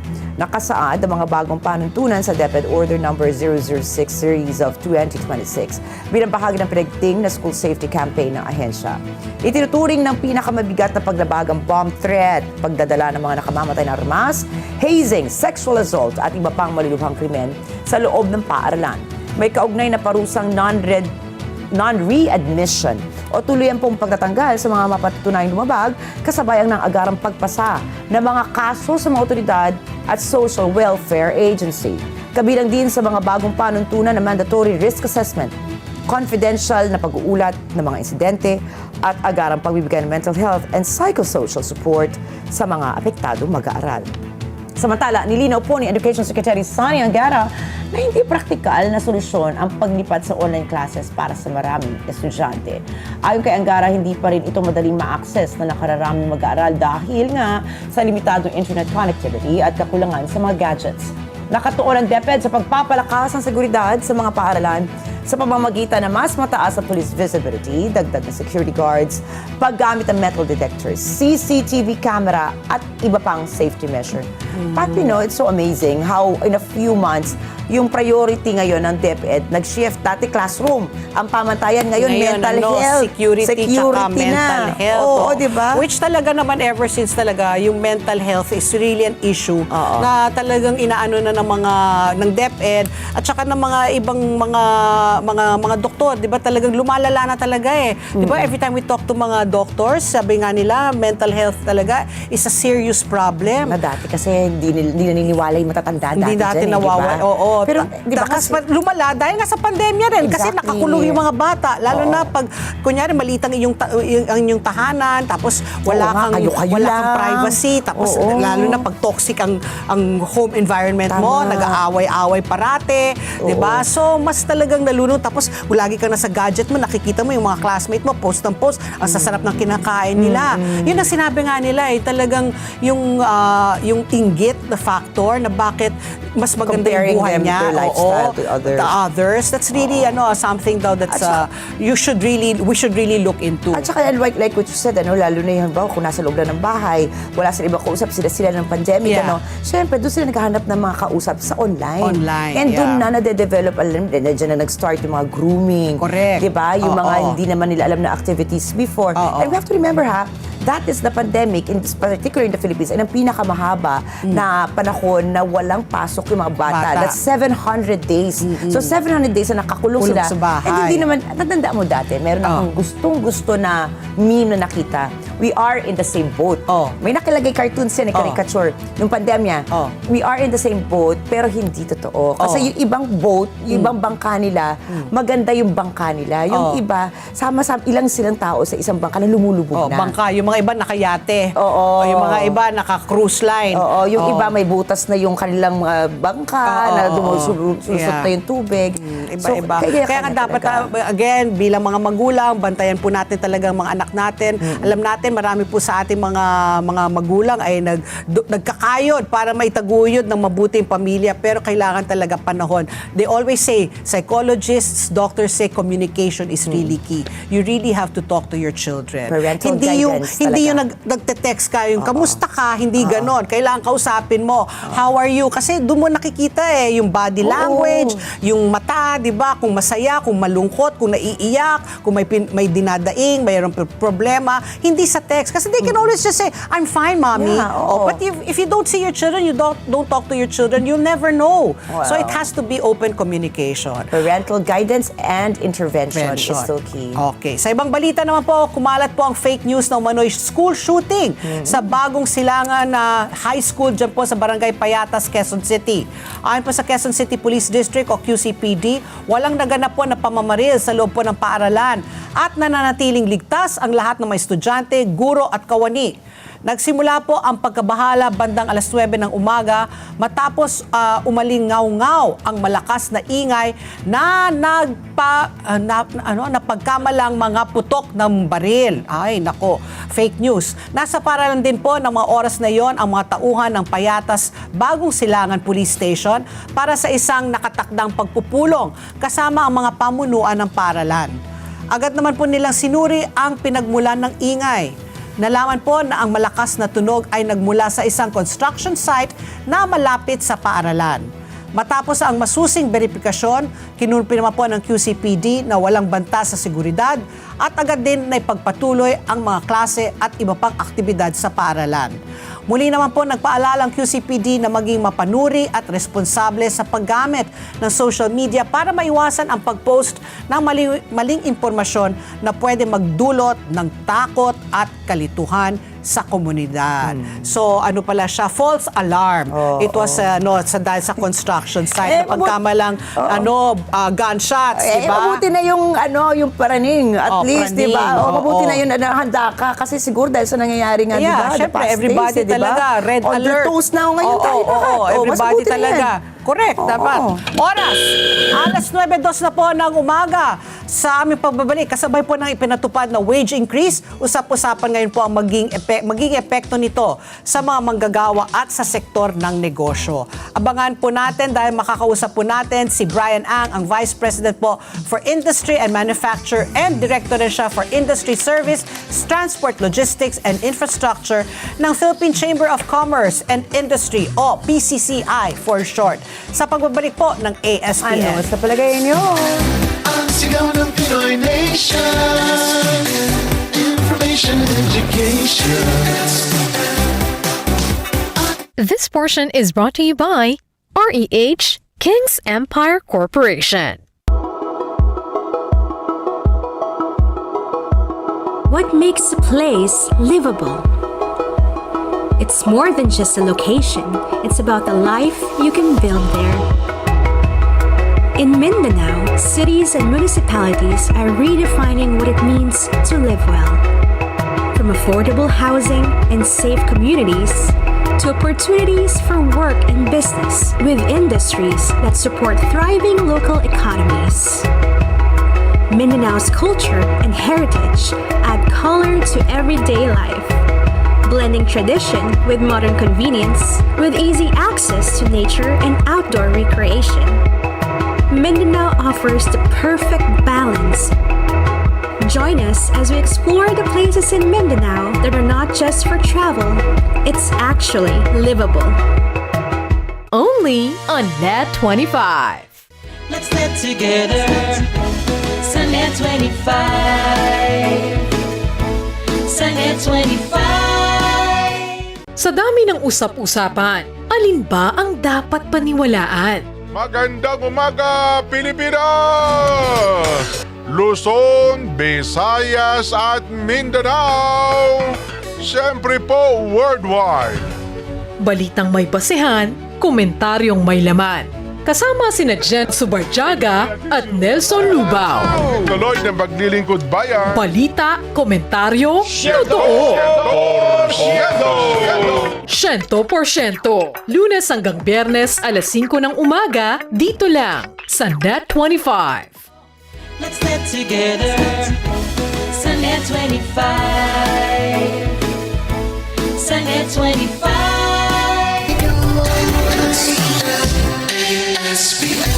Oras! Alas 9:05 na po ng umaga. Kasama na po natin via Zoom si Sir Brian Ang, Vice President po for Industry and Manufacturing and Director rin po for Industry ng PCCI. Magandang umaga po, Sir Brian. Welcome back to ASPN. Good morning, sir. Morning, Miss Pat and Miss Ricky. Thank you for having me again. Okay, always a Happy pleasure. Friday. Happy Friday. Always a pleasure having you kasi we have two issues to discuss with you. Umpisahan natin. Magandang balita syempre para sa ating mga manggagawa dahil nga inapprove na po no itong 85 pesos wage increase, daily wage increase that will be given in two tranches sa Hulyo yung 65 tapos sa susunod na taon no sa January po yung 20 pesos. So syempre maraming manggagawa ang natuwa dito even if they're complaining na hindi pa rin sapat. Sabi nila dapat at least 200 pesos. Pero again, we always settle for better than nothing. But now, we want to get your side as the employer po. What is your reaction po dito po sa announcement po ng DOLE?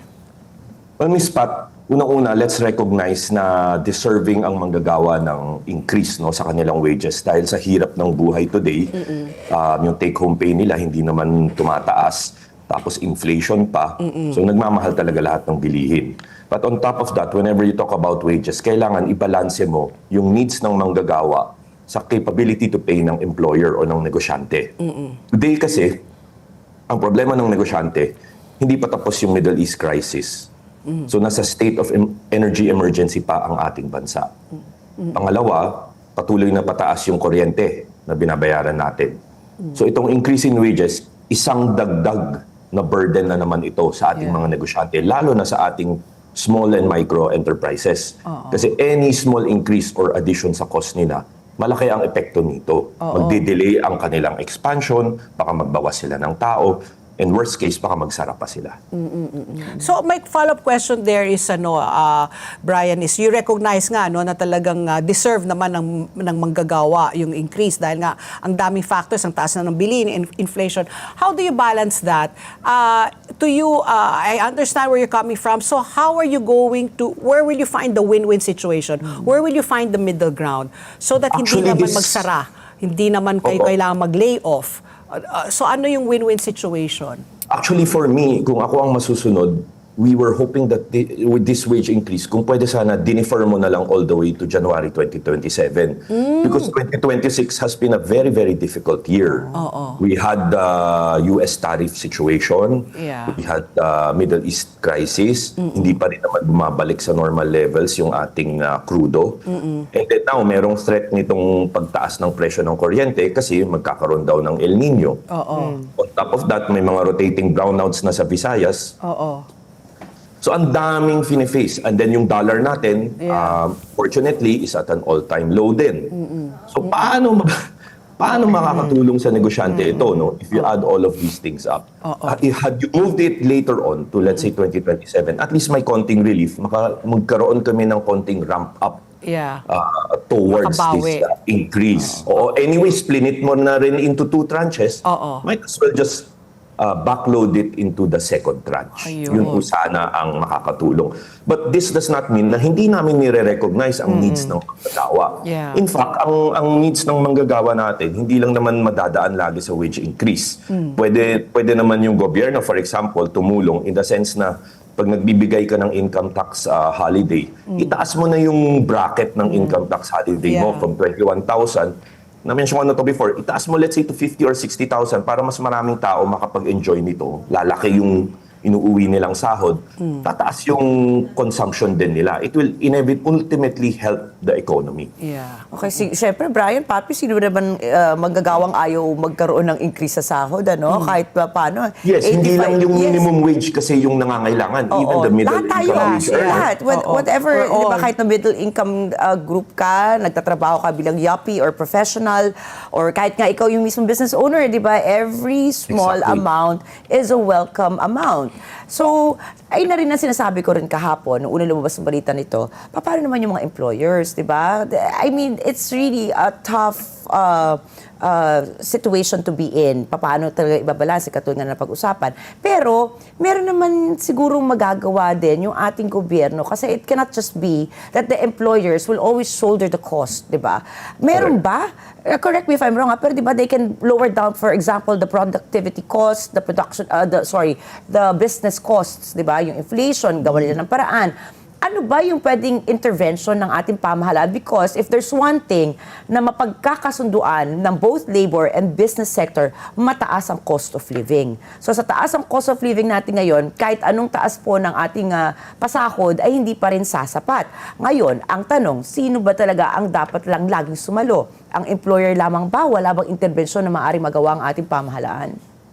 Usually there are 3 factors if you want to address this economic issue. Government has to do its part, employers have to do our part, and then employees also have to do their part. In this case, ang request lang namin, yung government, ang galing nyo na at napakarami nyo ng tinatax, no? Sa ating mga negosyante and sa ating wage earners. If you notice, meron tayong binabayad na income tax, meron tayong binabayad na VAT on consumption tax.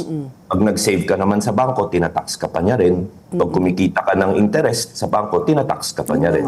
So siguro naman sa dami ng taxes na yan, baka naman pwede niyong tulungan both ang wage earner pati ang business owner this time dahil napakahirap ng ating ekonomiya. So Brian, talagang ease of doing business, hindi nyo paramdam. It's all lip service. Well, they are trying their best. They have certain measures that they are coming up. So there's an effort. Nakikita mo naman na nagkakaroon naman. I see an effort, but they are small pockets of assistance being given. No, hindi siya yung pangkalahatan na makakatulong talaga. And I understand na lagi nilang hinahabol yung fiscal responsibility and collection. But I think during times of emergency and during times of crisis like we have right now, special interventions need to be made. And we are hearing na ang daming sektor nang nagsasabi, bakit yung kuryente ayaw mo isuspend mo na yung VAT kung napakamahal? Diba? Or yung sa consumption ng VAT from 12%, ibaba mo naman. To 10%. 10%. Bakit walang reaction, no? Ang ating gobyerno pagdating dyan. These are reliefs na mararamdaman ng lahat throughout the entire sector and makakatulong both ways, employer and employee. Okay, fiscal collection nga yung kanilang priority. Para naman kung magsarado na lahat ng mga negosyo, anong i-collect nila, di ba Brian?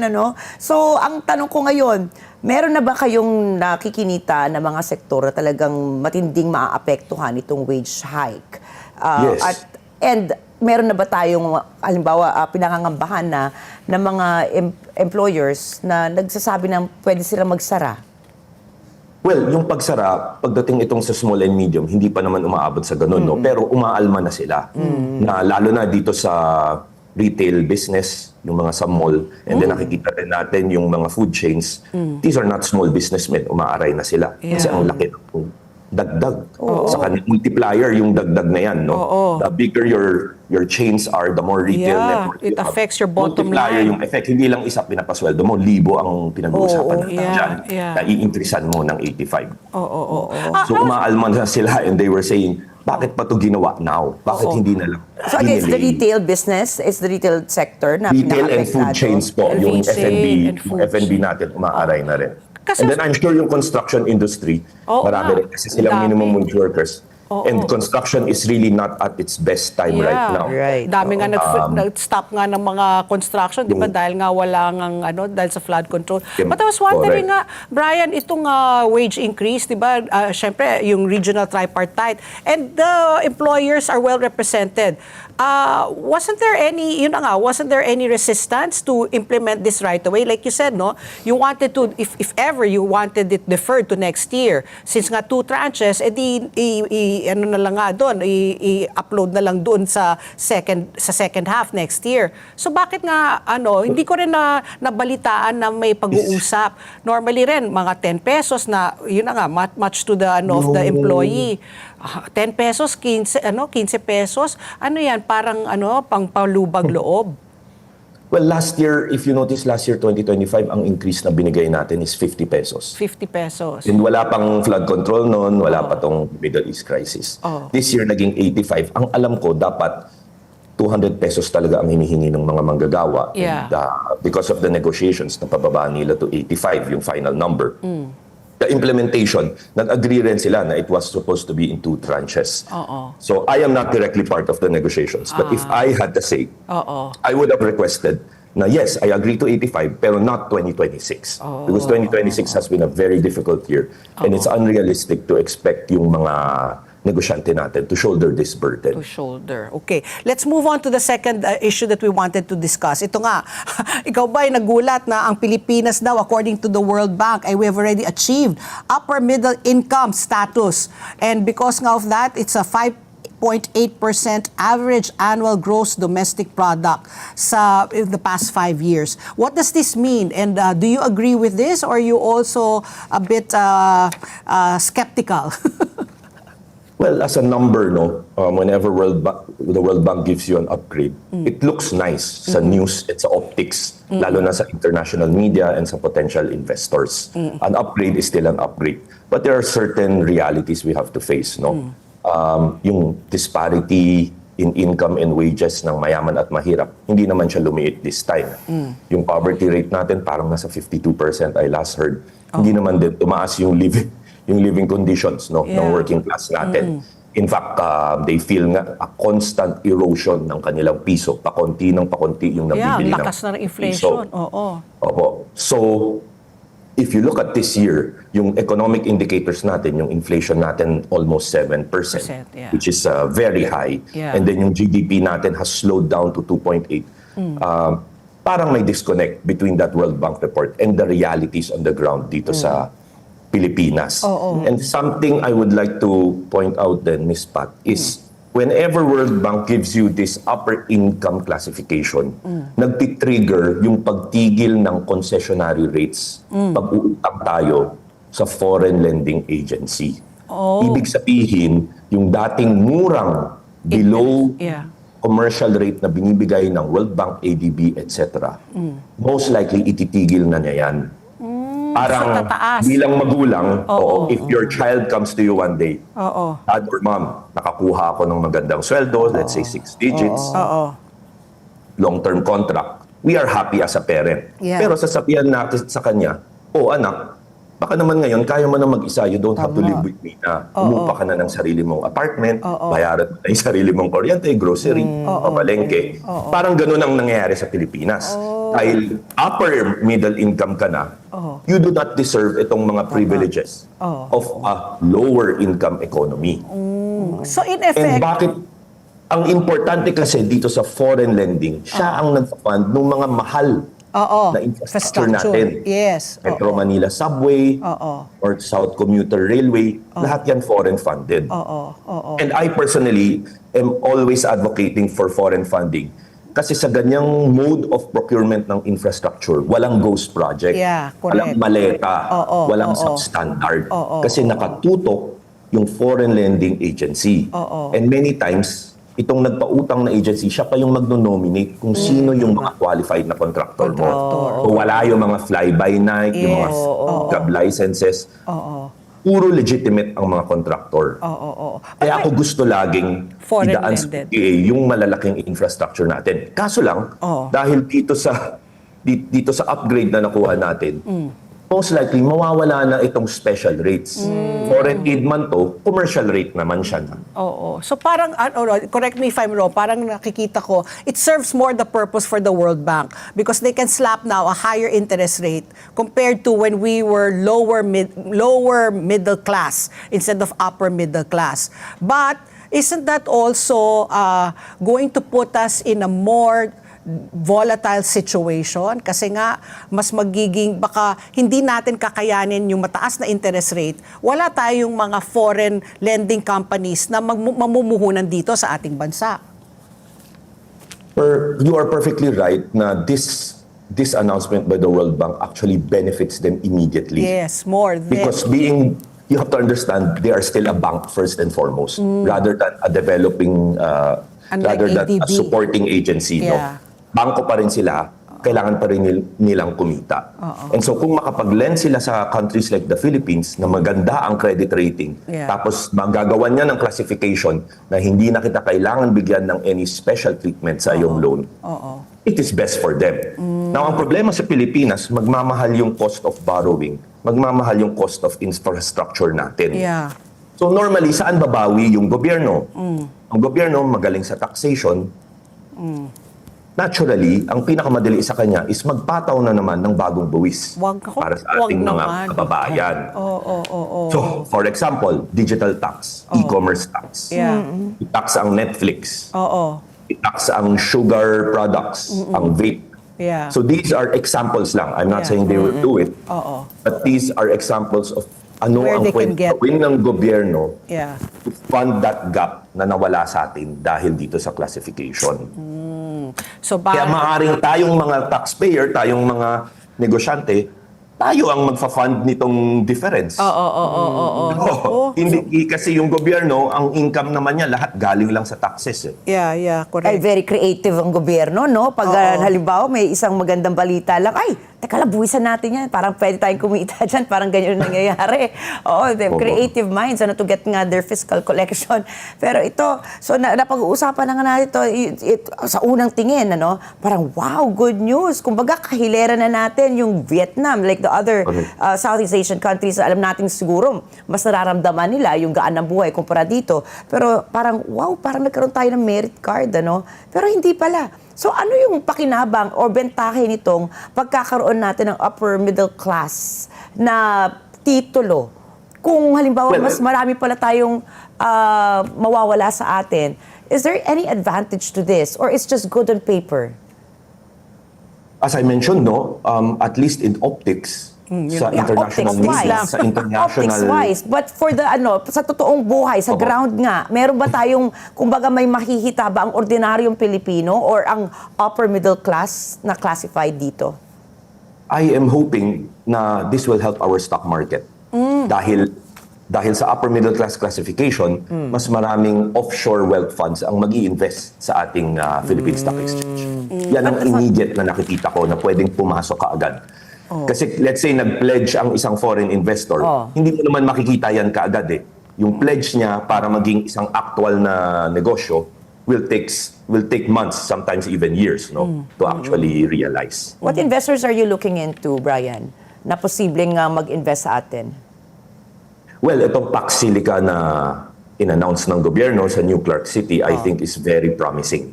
Kasi they're looking at the semiconductor and electronics industry, which is really very, very exciting for us. Controversial din yung Pax Silica na yan, Marami rin tutol dyan, But also, this investment came before the announcement nga that we are in this category already. Is there any other industry that you're looking into? Para naman kahit paano, mabuhay naman tayo ng loob na hindi lang to good on paper, Brian. I hope that this will also open yung binubuksan natin na fuel storage system na project ng DOE kasi nangangailangan din sila ng additional investors. The PNOC cannot invest on this alone. So if you can open a regional hub for fuel supply, this will help not just the Philippines on its supply side ng fuel, pero pati ang ASEAN region natin. And I think kasi naglalabanan ang multiple ASEAN countries to get that regional hub investment. So I hope this puts at one step above yung mga kalaban natin. But you mentioned kasi earlier na yun nga, external factors like the Middle East crisis. We have no control of that eh. But it looks like so far, it looks like it's already de-escalating.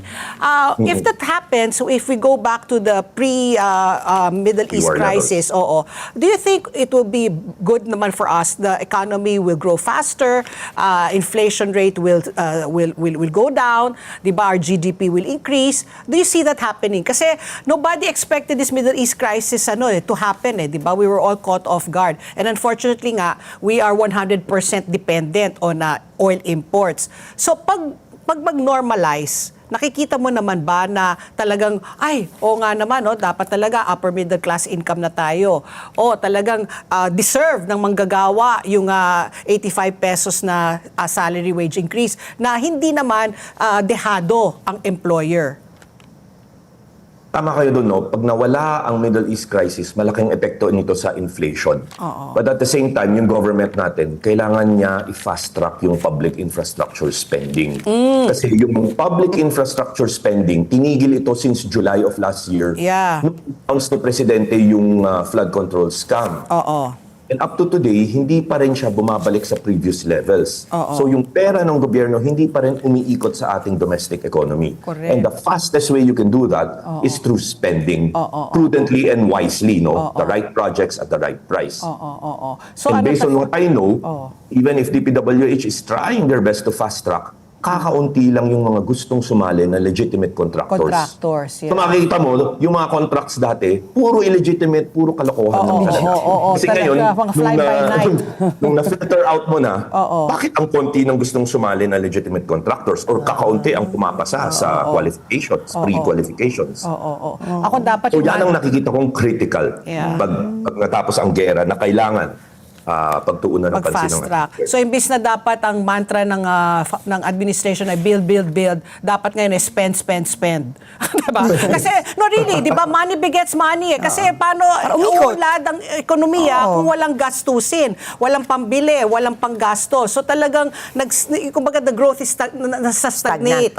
Di ba, yung growth talaga natin. The money stays with Treasury. It's just there. And then yung ninakaw na pera, it stays in wherever. Tapos so none of it is entering the system. So how can you have growth? Okay, maybe Brian, we can ask you for a tip before we let you go. What should we do to extend our money? How can we spend our money wisely as an employee? What should we do to be able to cope with the rising cost of living? Ang nakikita ko ng BSP will continue interest rate hikes until December. So magmamahal ang pautang. So wag tayong umutang para lang sa luho, para lang sa luxury. Only spend on the bare necessities. Whether it be consumer tayo or negosyante tayo. Save for the rainy day. El Nino is coming. Magmamahal ang kuryente, maaaring magka-brownout not in Luzon, pero yung sabi nila yung Mindanao is high risk, Visayas is ongoing. So very difficult times ahead. Hindi oras para gumastos sa luho, lalo na mangutang para sa luho. Spend prudently. Bare necessity. Kasi di ba you always have to think, is this a need or is this a want? Yung sa kanya nga, yung need na nga, bare pa. Hindi na lang need. Kailangan bare necessity. Nako, maraming salamat, Brian. Very interesting. And hoping, like you talaga umunlad talaga ang Pilipinas ng todo-todo at manumbalik ang kumpiyansa ng mga employers, di ba, mga investors sa Pilipinas para lumago ang ating ekonomiya. Maraming salamat. Pero si Brian, parang kasi nanood ako ng House of Dragons. Parang siyang Game of Thrones. El Nino is coming. Parang the winter is coming. Ano na kayo. Kumbaga, mamuhunan ka na. Mag-impok ka na. Magtipid ka na. Ayan na. Okay, thank you very much, Brian. Happy Friday to you. Happy weekend, Happy Brian. Friday. Ayan po, si Brian ang ating panauhin mula sa PCCI. At ang oras, alas 9:27 na po ng umaga. umaga. At bukas po ay July 4 na at espesyal na araw ito sa Estados Unidos. Ito kasi ang nako. kanilang Independence Day. Pero alam nyo ba na nagkaroon din noon ng significance or kahalagahan para sa Pilipinas ang petsang ito? Alamin natin kung bakit nga ba. Let's watch this. Mahalagang araw sa kasaysayan ng Estados Unidos at maging ng Pilipinas ang July 4. Para sa Estados Unidos, ito ang kanilang araw ng kalayaan mula sa Great Britain o Britanya. July 4, 1776, nang ideklara ng mga Amerikanong revolusyonaryo ang kalayaan ng 13 colonies o ng 13 kolonya mula sa Britanya. Ito ang nagbunsod sa mga pangyayaring natapos sa pagkakabuo ng Estados Unidos. Para naman sa Pilipinas, July 4 naman ang araw kung kailan kinilala ng Estados Unidos ang soberenya ng Pilipinas. Bago ito, naging mananakop natin ang Espanya mula taong 1521 hanggang 1898. Taong 1896 nang magsimulang tangkain ng mga Pilipino na makawala sa kapangyarihan ng Espanya. Ito ang tinawag ng Philippine Revolution o Tagalog War. Taong 1898 naman, nagsimula ang Spanish-American War. Noong mga panahong iyon, naisip na maraming Pilipino na makipag-alyansa sa mga Amerikano laban sa mga Kastila. Hinayaan lamang ng mga Amerikano ang naturang alyansa at pinaniwala ang mga Pilipino na wala itong paghahangad na sakupin ang Pilipinas. Natapos ito sa unang pagdedeklara ng kalayaan ng Pilipinas noong June 12, 1898. Ginawa ito ni Emilio Aguinaldo sa Cavite El Viejo na kilala ngayon bilang Kawit Cavite. Pero ilang buwan lang ang lumipas at nakita ang pagbabaliwala rito ng Estados Unidos. Matapos sumuko ng Espanya, napunta sa Estados Unidos ang Pilipinas sa bisa ng 1898 Treaty of Paris. Muling nag-akla sa mga Pilipino at noong 1899 sumiklab naman ang Philippine-American War. May pagtatalo kung kailan ba talaga natapos ang naturang gyera. Nagpatuloy ang labanan hanggang noong dekada ng 1910. Pero nagdeklara si US President Theodore Roosevelt ng tagumpay laban sa Pilipinas noong July 4, 1902. Ayon sa ilang propesor ng kasaysayan, isa itong irony o kabalintunaan. Ang dapat sana'y deklarasyon ng kalayaan ay naging deklarasyon ng pananakop. Nagpatuloy ang pagkilos ng Pilipinas para makamit ang kalayaan. Noong kalagitnaan ng dekada 1930, nagsimulang kumilos ang Estados Unidos para ibigay sa Pilipinas ang soberenya nito. Nagtakda ng petsa para sa pagdedeklara ng kalayaan ng Pilipinas. Napili ang petsang July 4, 1945. Dahil sa napiling petsa, nagmisulang palalayain ang Pilipinas sa parehong petsa kung kailan rin ito sinakop.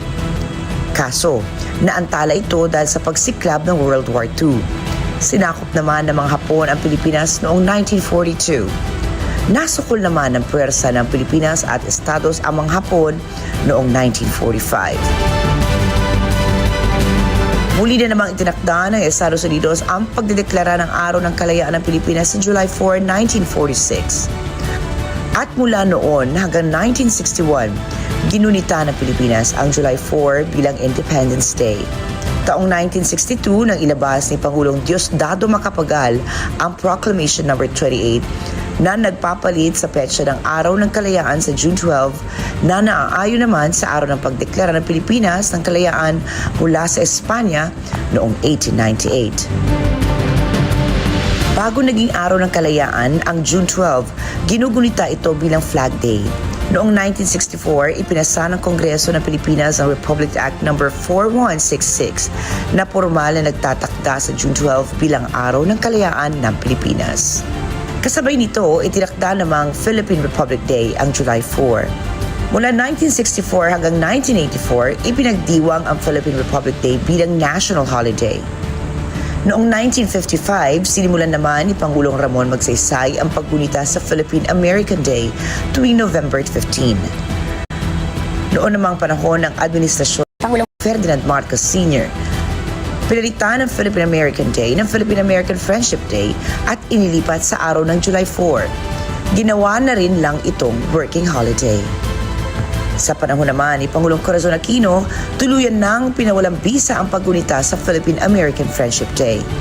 Sa pamamagitan naman ng Proclamation No. 811, idineklara ni Pangulong Fidel Ramos bilang Special Day o espesyal na araw ang July 4, 1996. Ito kasi ang ika-50 anibersaryo ng Philippine-American Friendship Day. Sa kasalukuyan, halos mga Amerikano lang ang nagdiriwang ng Independence Day sa petsang July 4 sa buong mundo. Thank you for joining us. Oras, alas 9:33 na po ng umaga. Sabi ko nga kay Ricky ba, nung commercial break, nalala ko nung bata ako, July 4 was a holiday. Holiday, pero hindi siya Independence Day. Hindi siya Independence Day because it was Phil-Am Day. Phil-Am That was what we were celebrating, if I'm not mistaken. Ay, di ko na Phil-Am naabutan, Day. sayang. Oo, July 4. So happy 4th of July. Happy 4th of July. Na sa Amerika. But alam mo, sa mga Amerikano, ang 4th of July, mas malaki yun kesa sa Pasko nila, Thanksgiving. Talagang fireworks talaga siya. Oo. And if I'm not mistaken, 250th year And you of the stayed United also States. in the United I States lived for a there. while, di ba? Ako Almost naman, ang 3 favorite years. ko dyan, meron naman kami sa bahay din, na pag 4th of July, we have barbecue pa rin. Barbecue. Because syempre may mga pamilya kami na nasa Amerika. taga-Amerika din. So ako, pero ito may sinasabi ko kay Joyme kanina, hindi pa rin ako papayag ng Independence Day natin ay July 4. For me, ano pa rin tayo? June 12 pa rin. Ayun talaga yung ating Independence Day. Dati Phil-Am. Ito sa holiday. Phil-Am Day is okay. Yes, So, happy Phil-Am Day, Patty. Happy Phil-Am Day to you tomorrow. At ang oras, alas 9:34 na po ng umaga sa aming pagbabalik. Paano nga ba nakakatulong ang sining sa pagkakatuto at pag-unlad ng mga batang may kapansanan? Partikular na po ang mga may kapansanan sa pagdinig, deaf. Pag-uusapan po natin yan, kasama po natin si Miss Annabel Papas. Siya po isang art advocate for children with special needs at kasama rin niya si Julie Esguera, founder po ng Philippine Institute for the Deaf. Sa pagbabalik po ng ASPN. Ano sa palagay niyo? Ang sigaw ng Pinoy Nation. Information and education. When a story starts with faith, it can only grow further and stronger. As time passes by, we learn about your story. In an institution of exceptional healthcare, with genuine Christian compassion, we care about you. With a safe, secured, and sanitized environment, accompanied by a team of trusted healthcare professionals, we're built this way to serve you better. By providing affordable health services to general population, we want what's best for you. Because at New Era General Hospital, everyone matters.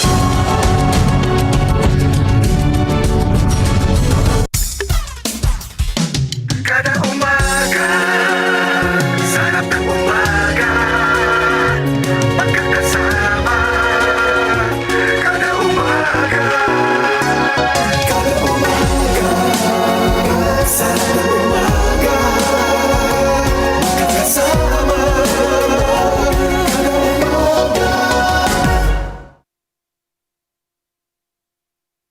Let's get together. Sunday 25. Sunday 25. We are now open for business.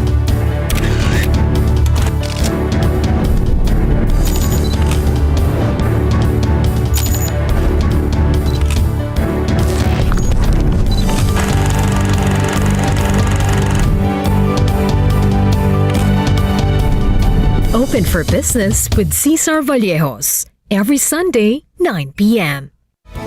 Sunday 25. On your way to success? Start with the best. New Era University, where we guide every individual to their natural state of excellence. Enroll now, because New Era University awaits the future we can build together.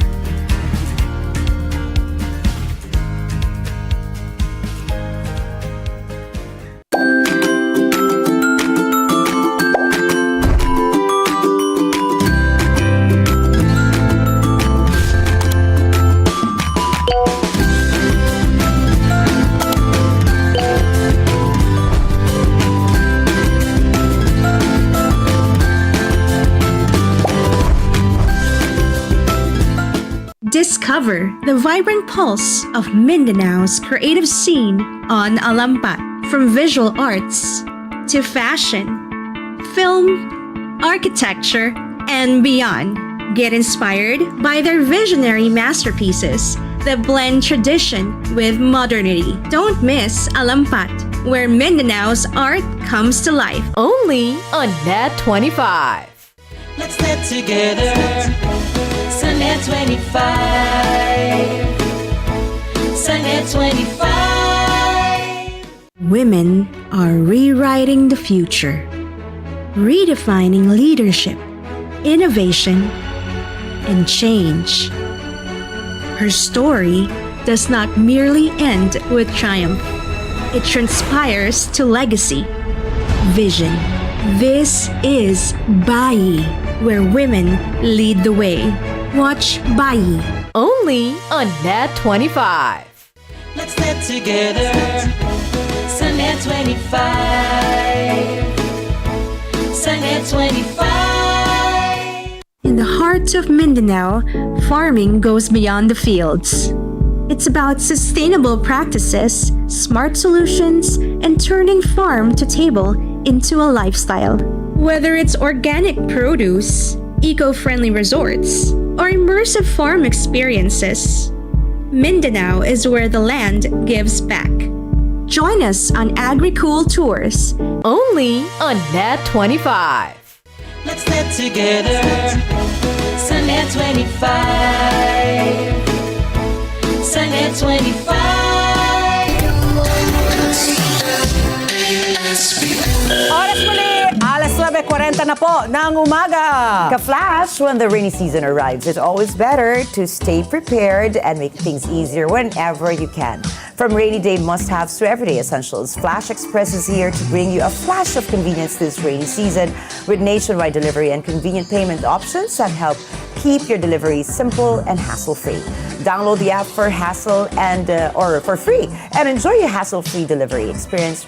Rain or shine, Papi! At ang oras muli, alas 9:40 na po ng umaga. At kasama na po natin dito po sa studio ang napakaganda, napakatangkad na si Miss Annabel Papas. Siya po isang art advocate for children with special needs. At kasama rin niya po si Miss Julie Esguera, founder of the Philippine Institute for the Deaf. Good morning, Miss Julie, and good morning, Miss Annabel. Welcome to ASPN. Good morning, Miss Julie. Good morning, Miss Annabel. Ayan. Okay, today is Friday, so we're going to relax it a bit, make this a very a casual discussion. Very interesting because, Miss Annabel, you are an artist. So, what kind of artist are you? Painter? I mean, what is I'm your... a visual artist?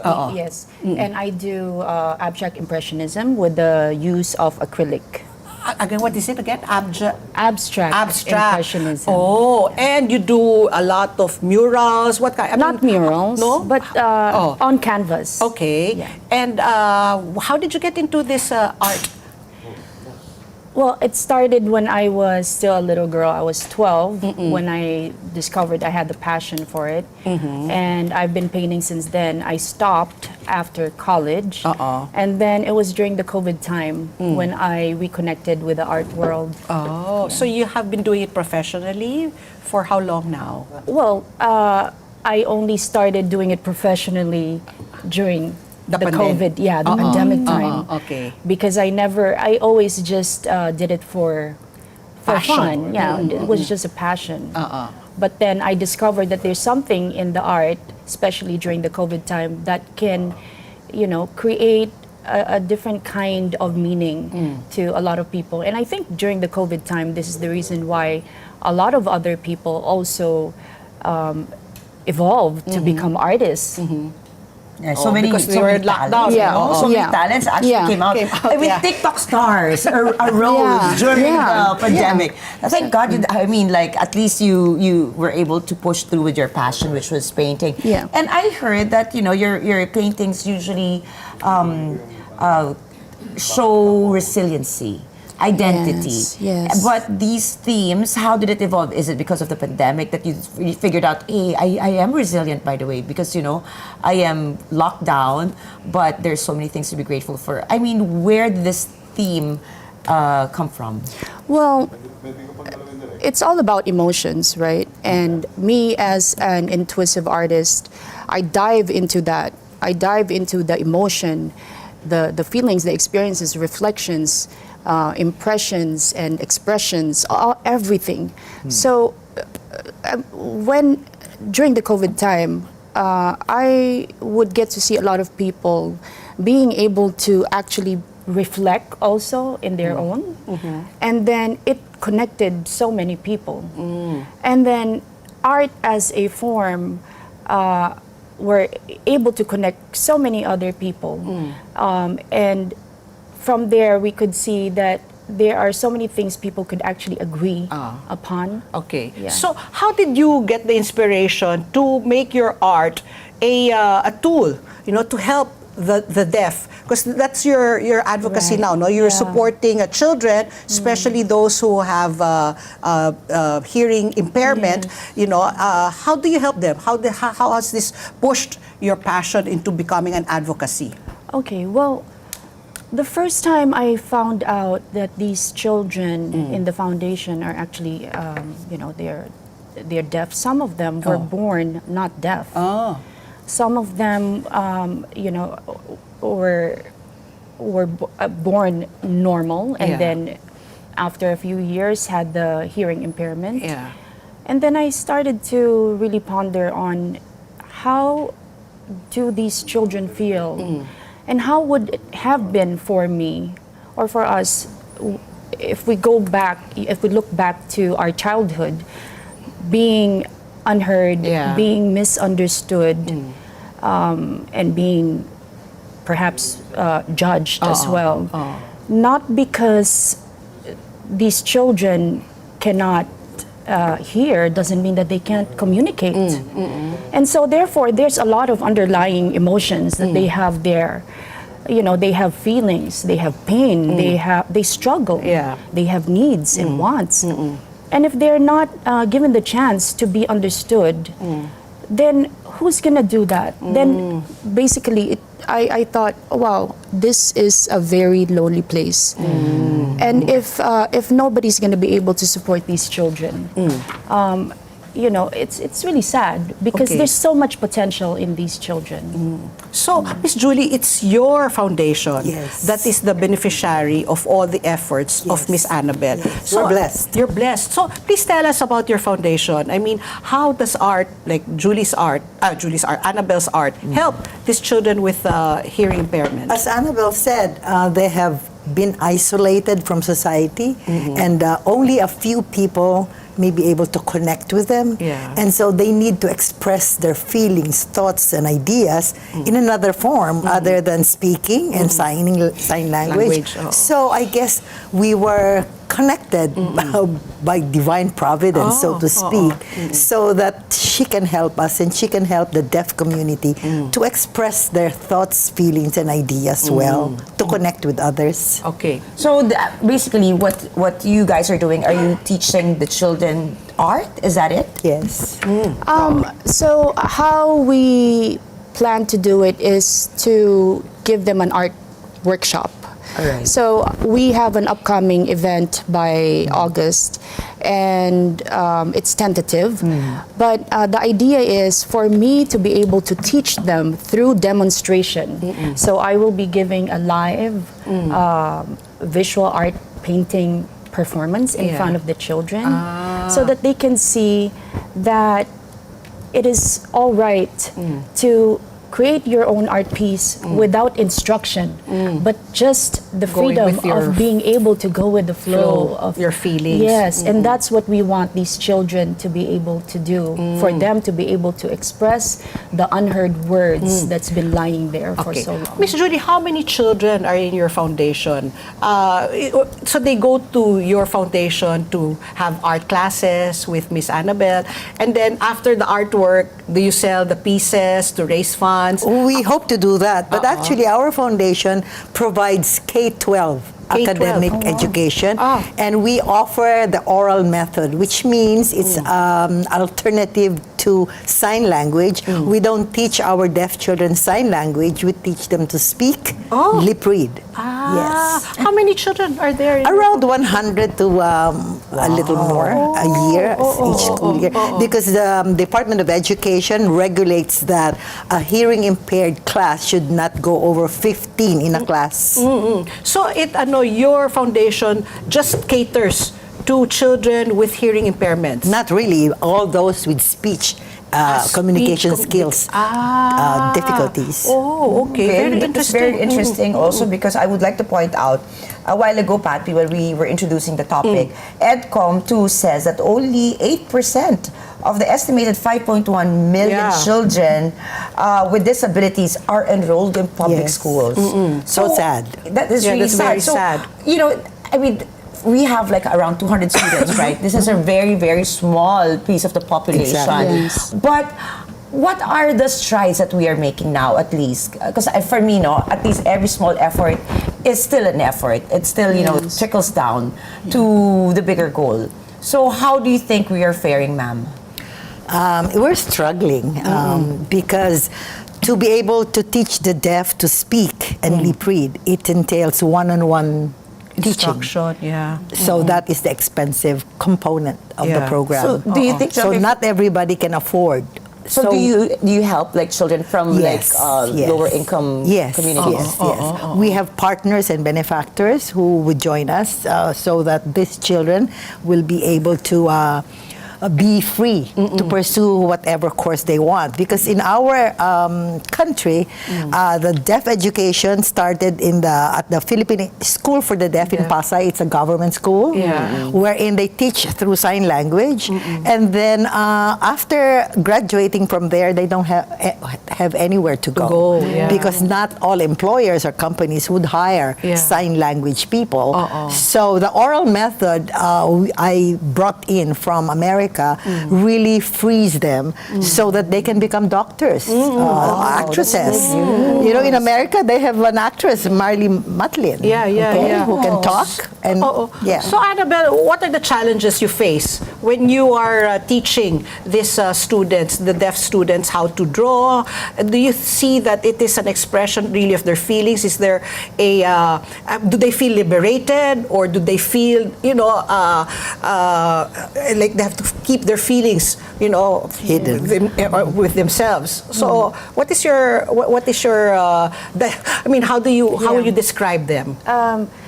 If there are any challenges, first of all, it's not really with the children. It's not with their capacity, because they all have the capacity. They all have the potential. They all have hopes and dreams.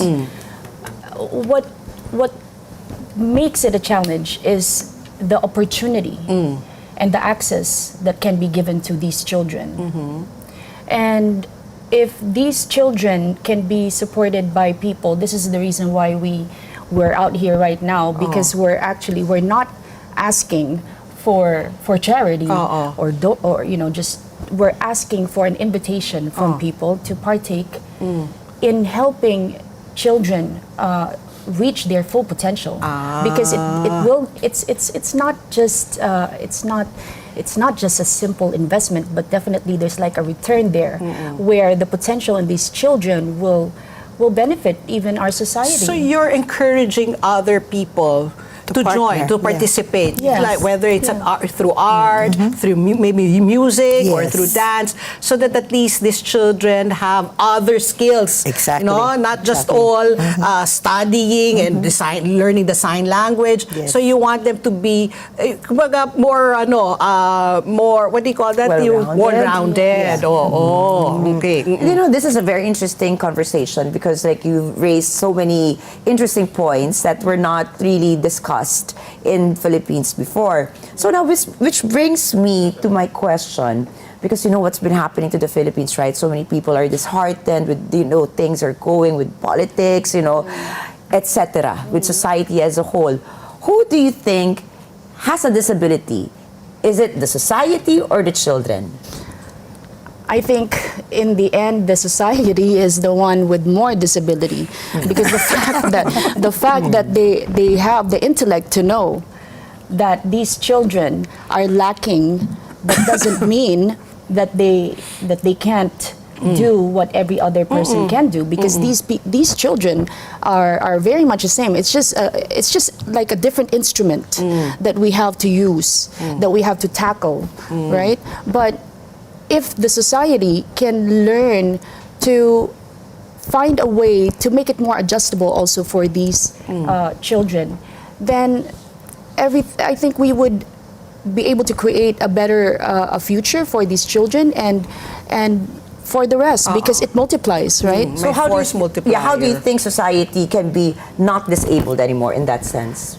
Like, for example, is there government intervention that we can look at? Like, best practices from the United States, because I think Ms. Julie came from the US.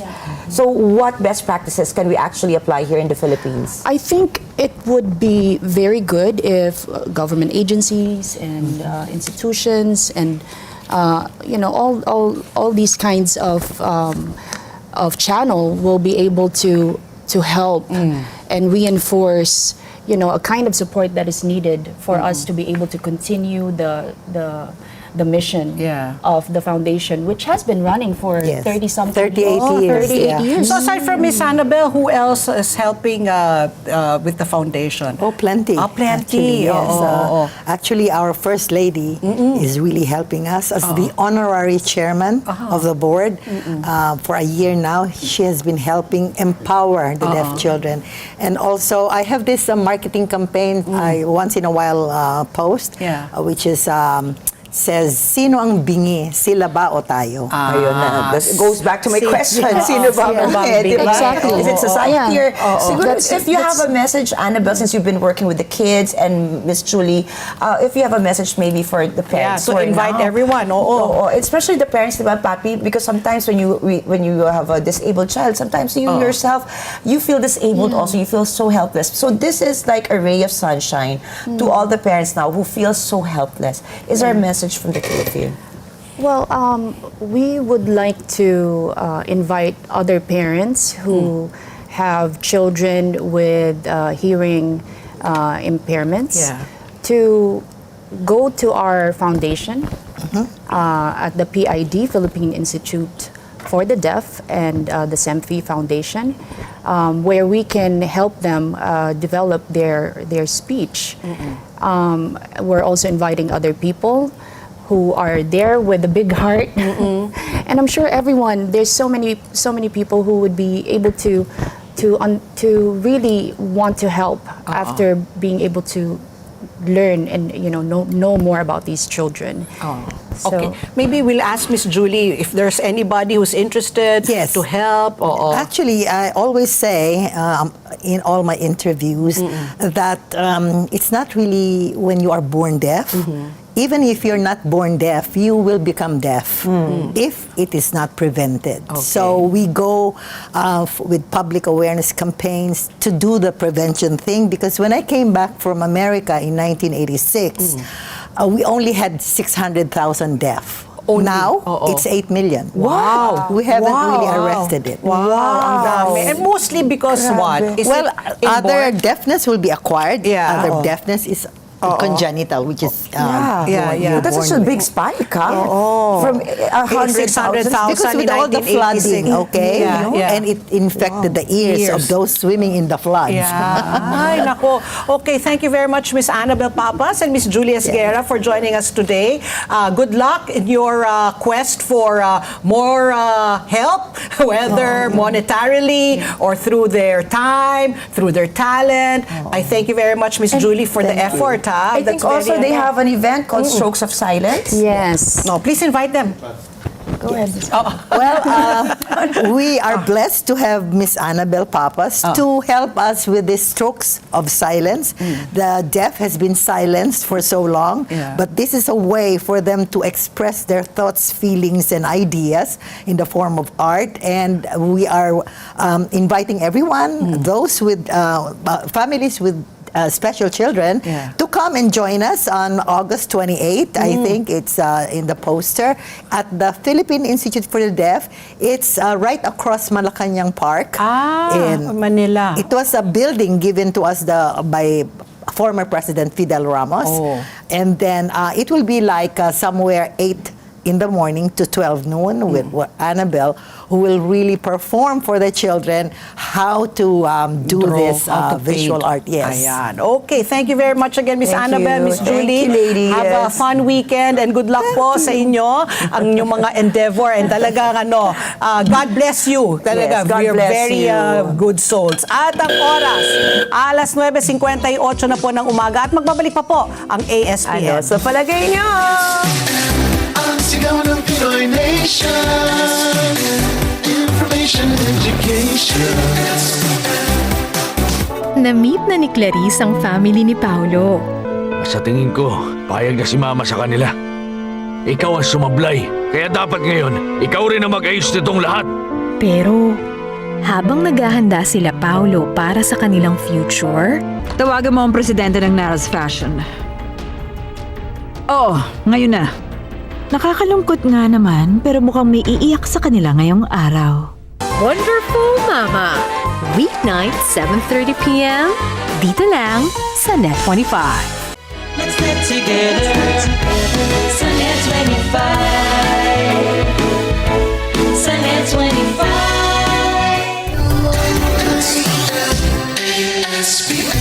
Oras! Alas 9:59 na po ng umaga. Bilang mga Pilipino, masipag tayo, matiisin at inuuna natin ang ating pamilya.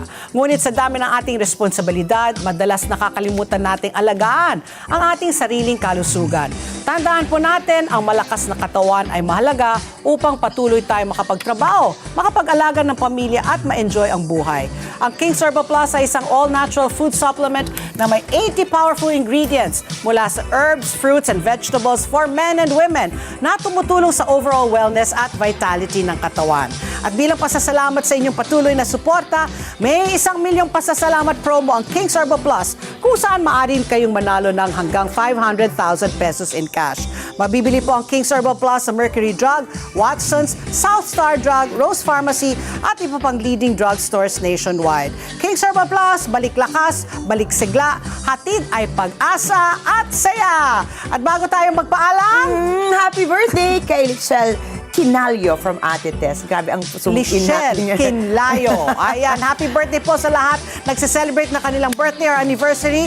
At anong tawag nito? Don't forget tomorrow, 4th of July. Happy 4th of July Happy 4th of party! July. And of course, I'm so happy dahil it's a Weekend, Friday. yes. Pero tandaan po, bago kami tuloy magpaalam for the week lang, dito po sa ASPN, mahalagang inyong palagay. Mahalagang bahagi yan ng paghanap natin sa katotohanan. Kaya sa bawat issue na papanahon, parte kayo ng diskusyon. At tandaan po, ang buhay po ay hindi patagalan, kung hindi pasarapan. Kaya sulitin po natin, tawanan lang po natin ang ating mga problema, mag-food trip tayo ng masarap, gumala at gumawa tayo ng masasayang alaala. At syempre, patuloy po rin tayo manalangin. At susunod na po ang Kada Umaga, girls! At mga meron 9:30 ng gabi, samahan niyo po ako sa Mata ng Agra International dito lang sa Net 25. Happy Happy weekend! See you on Monday, everybody! Ingat!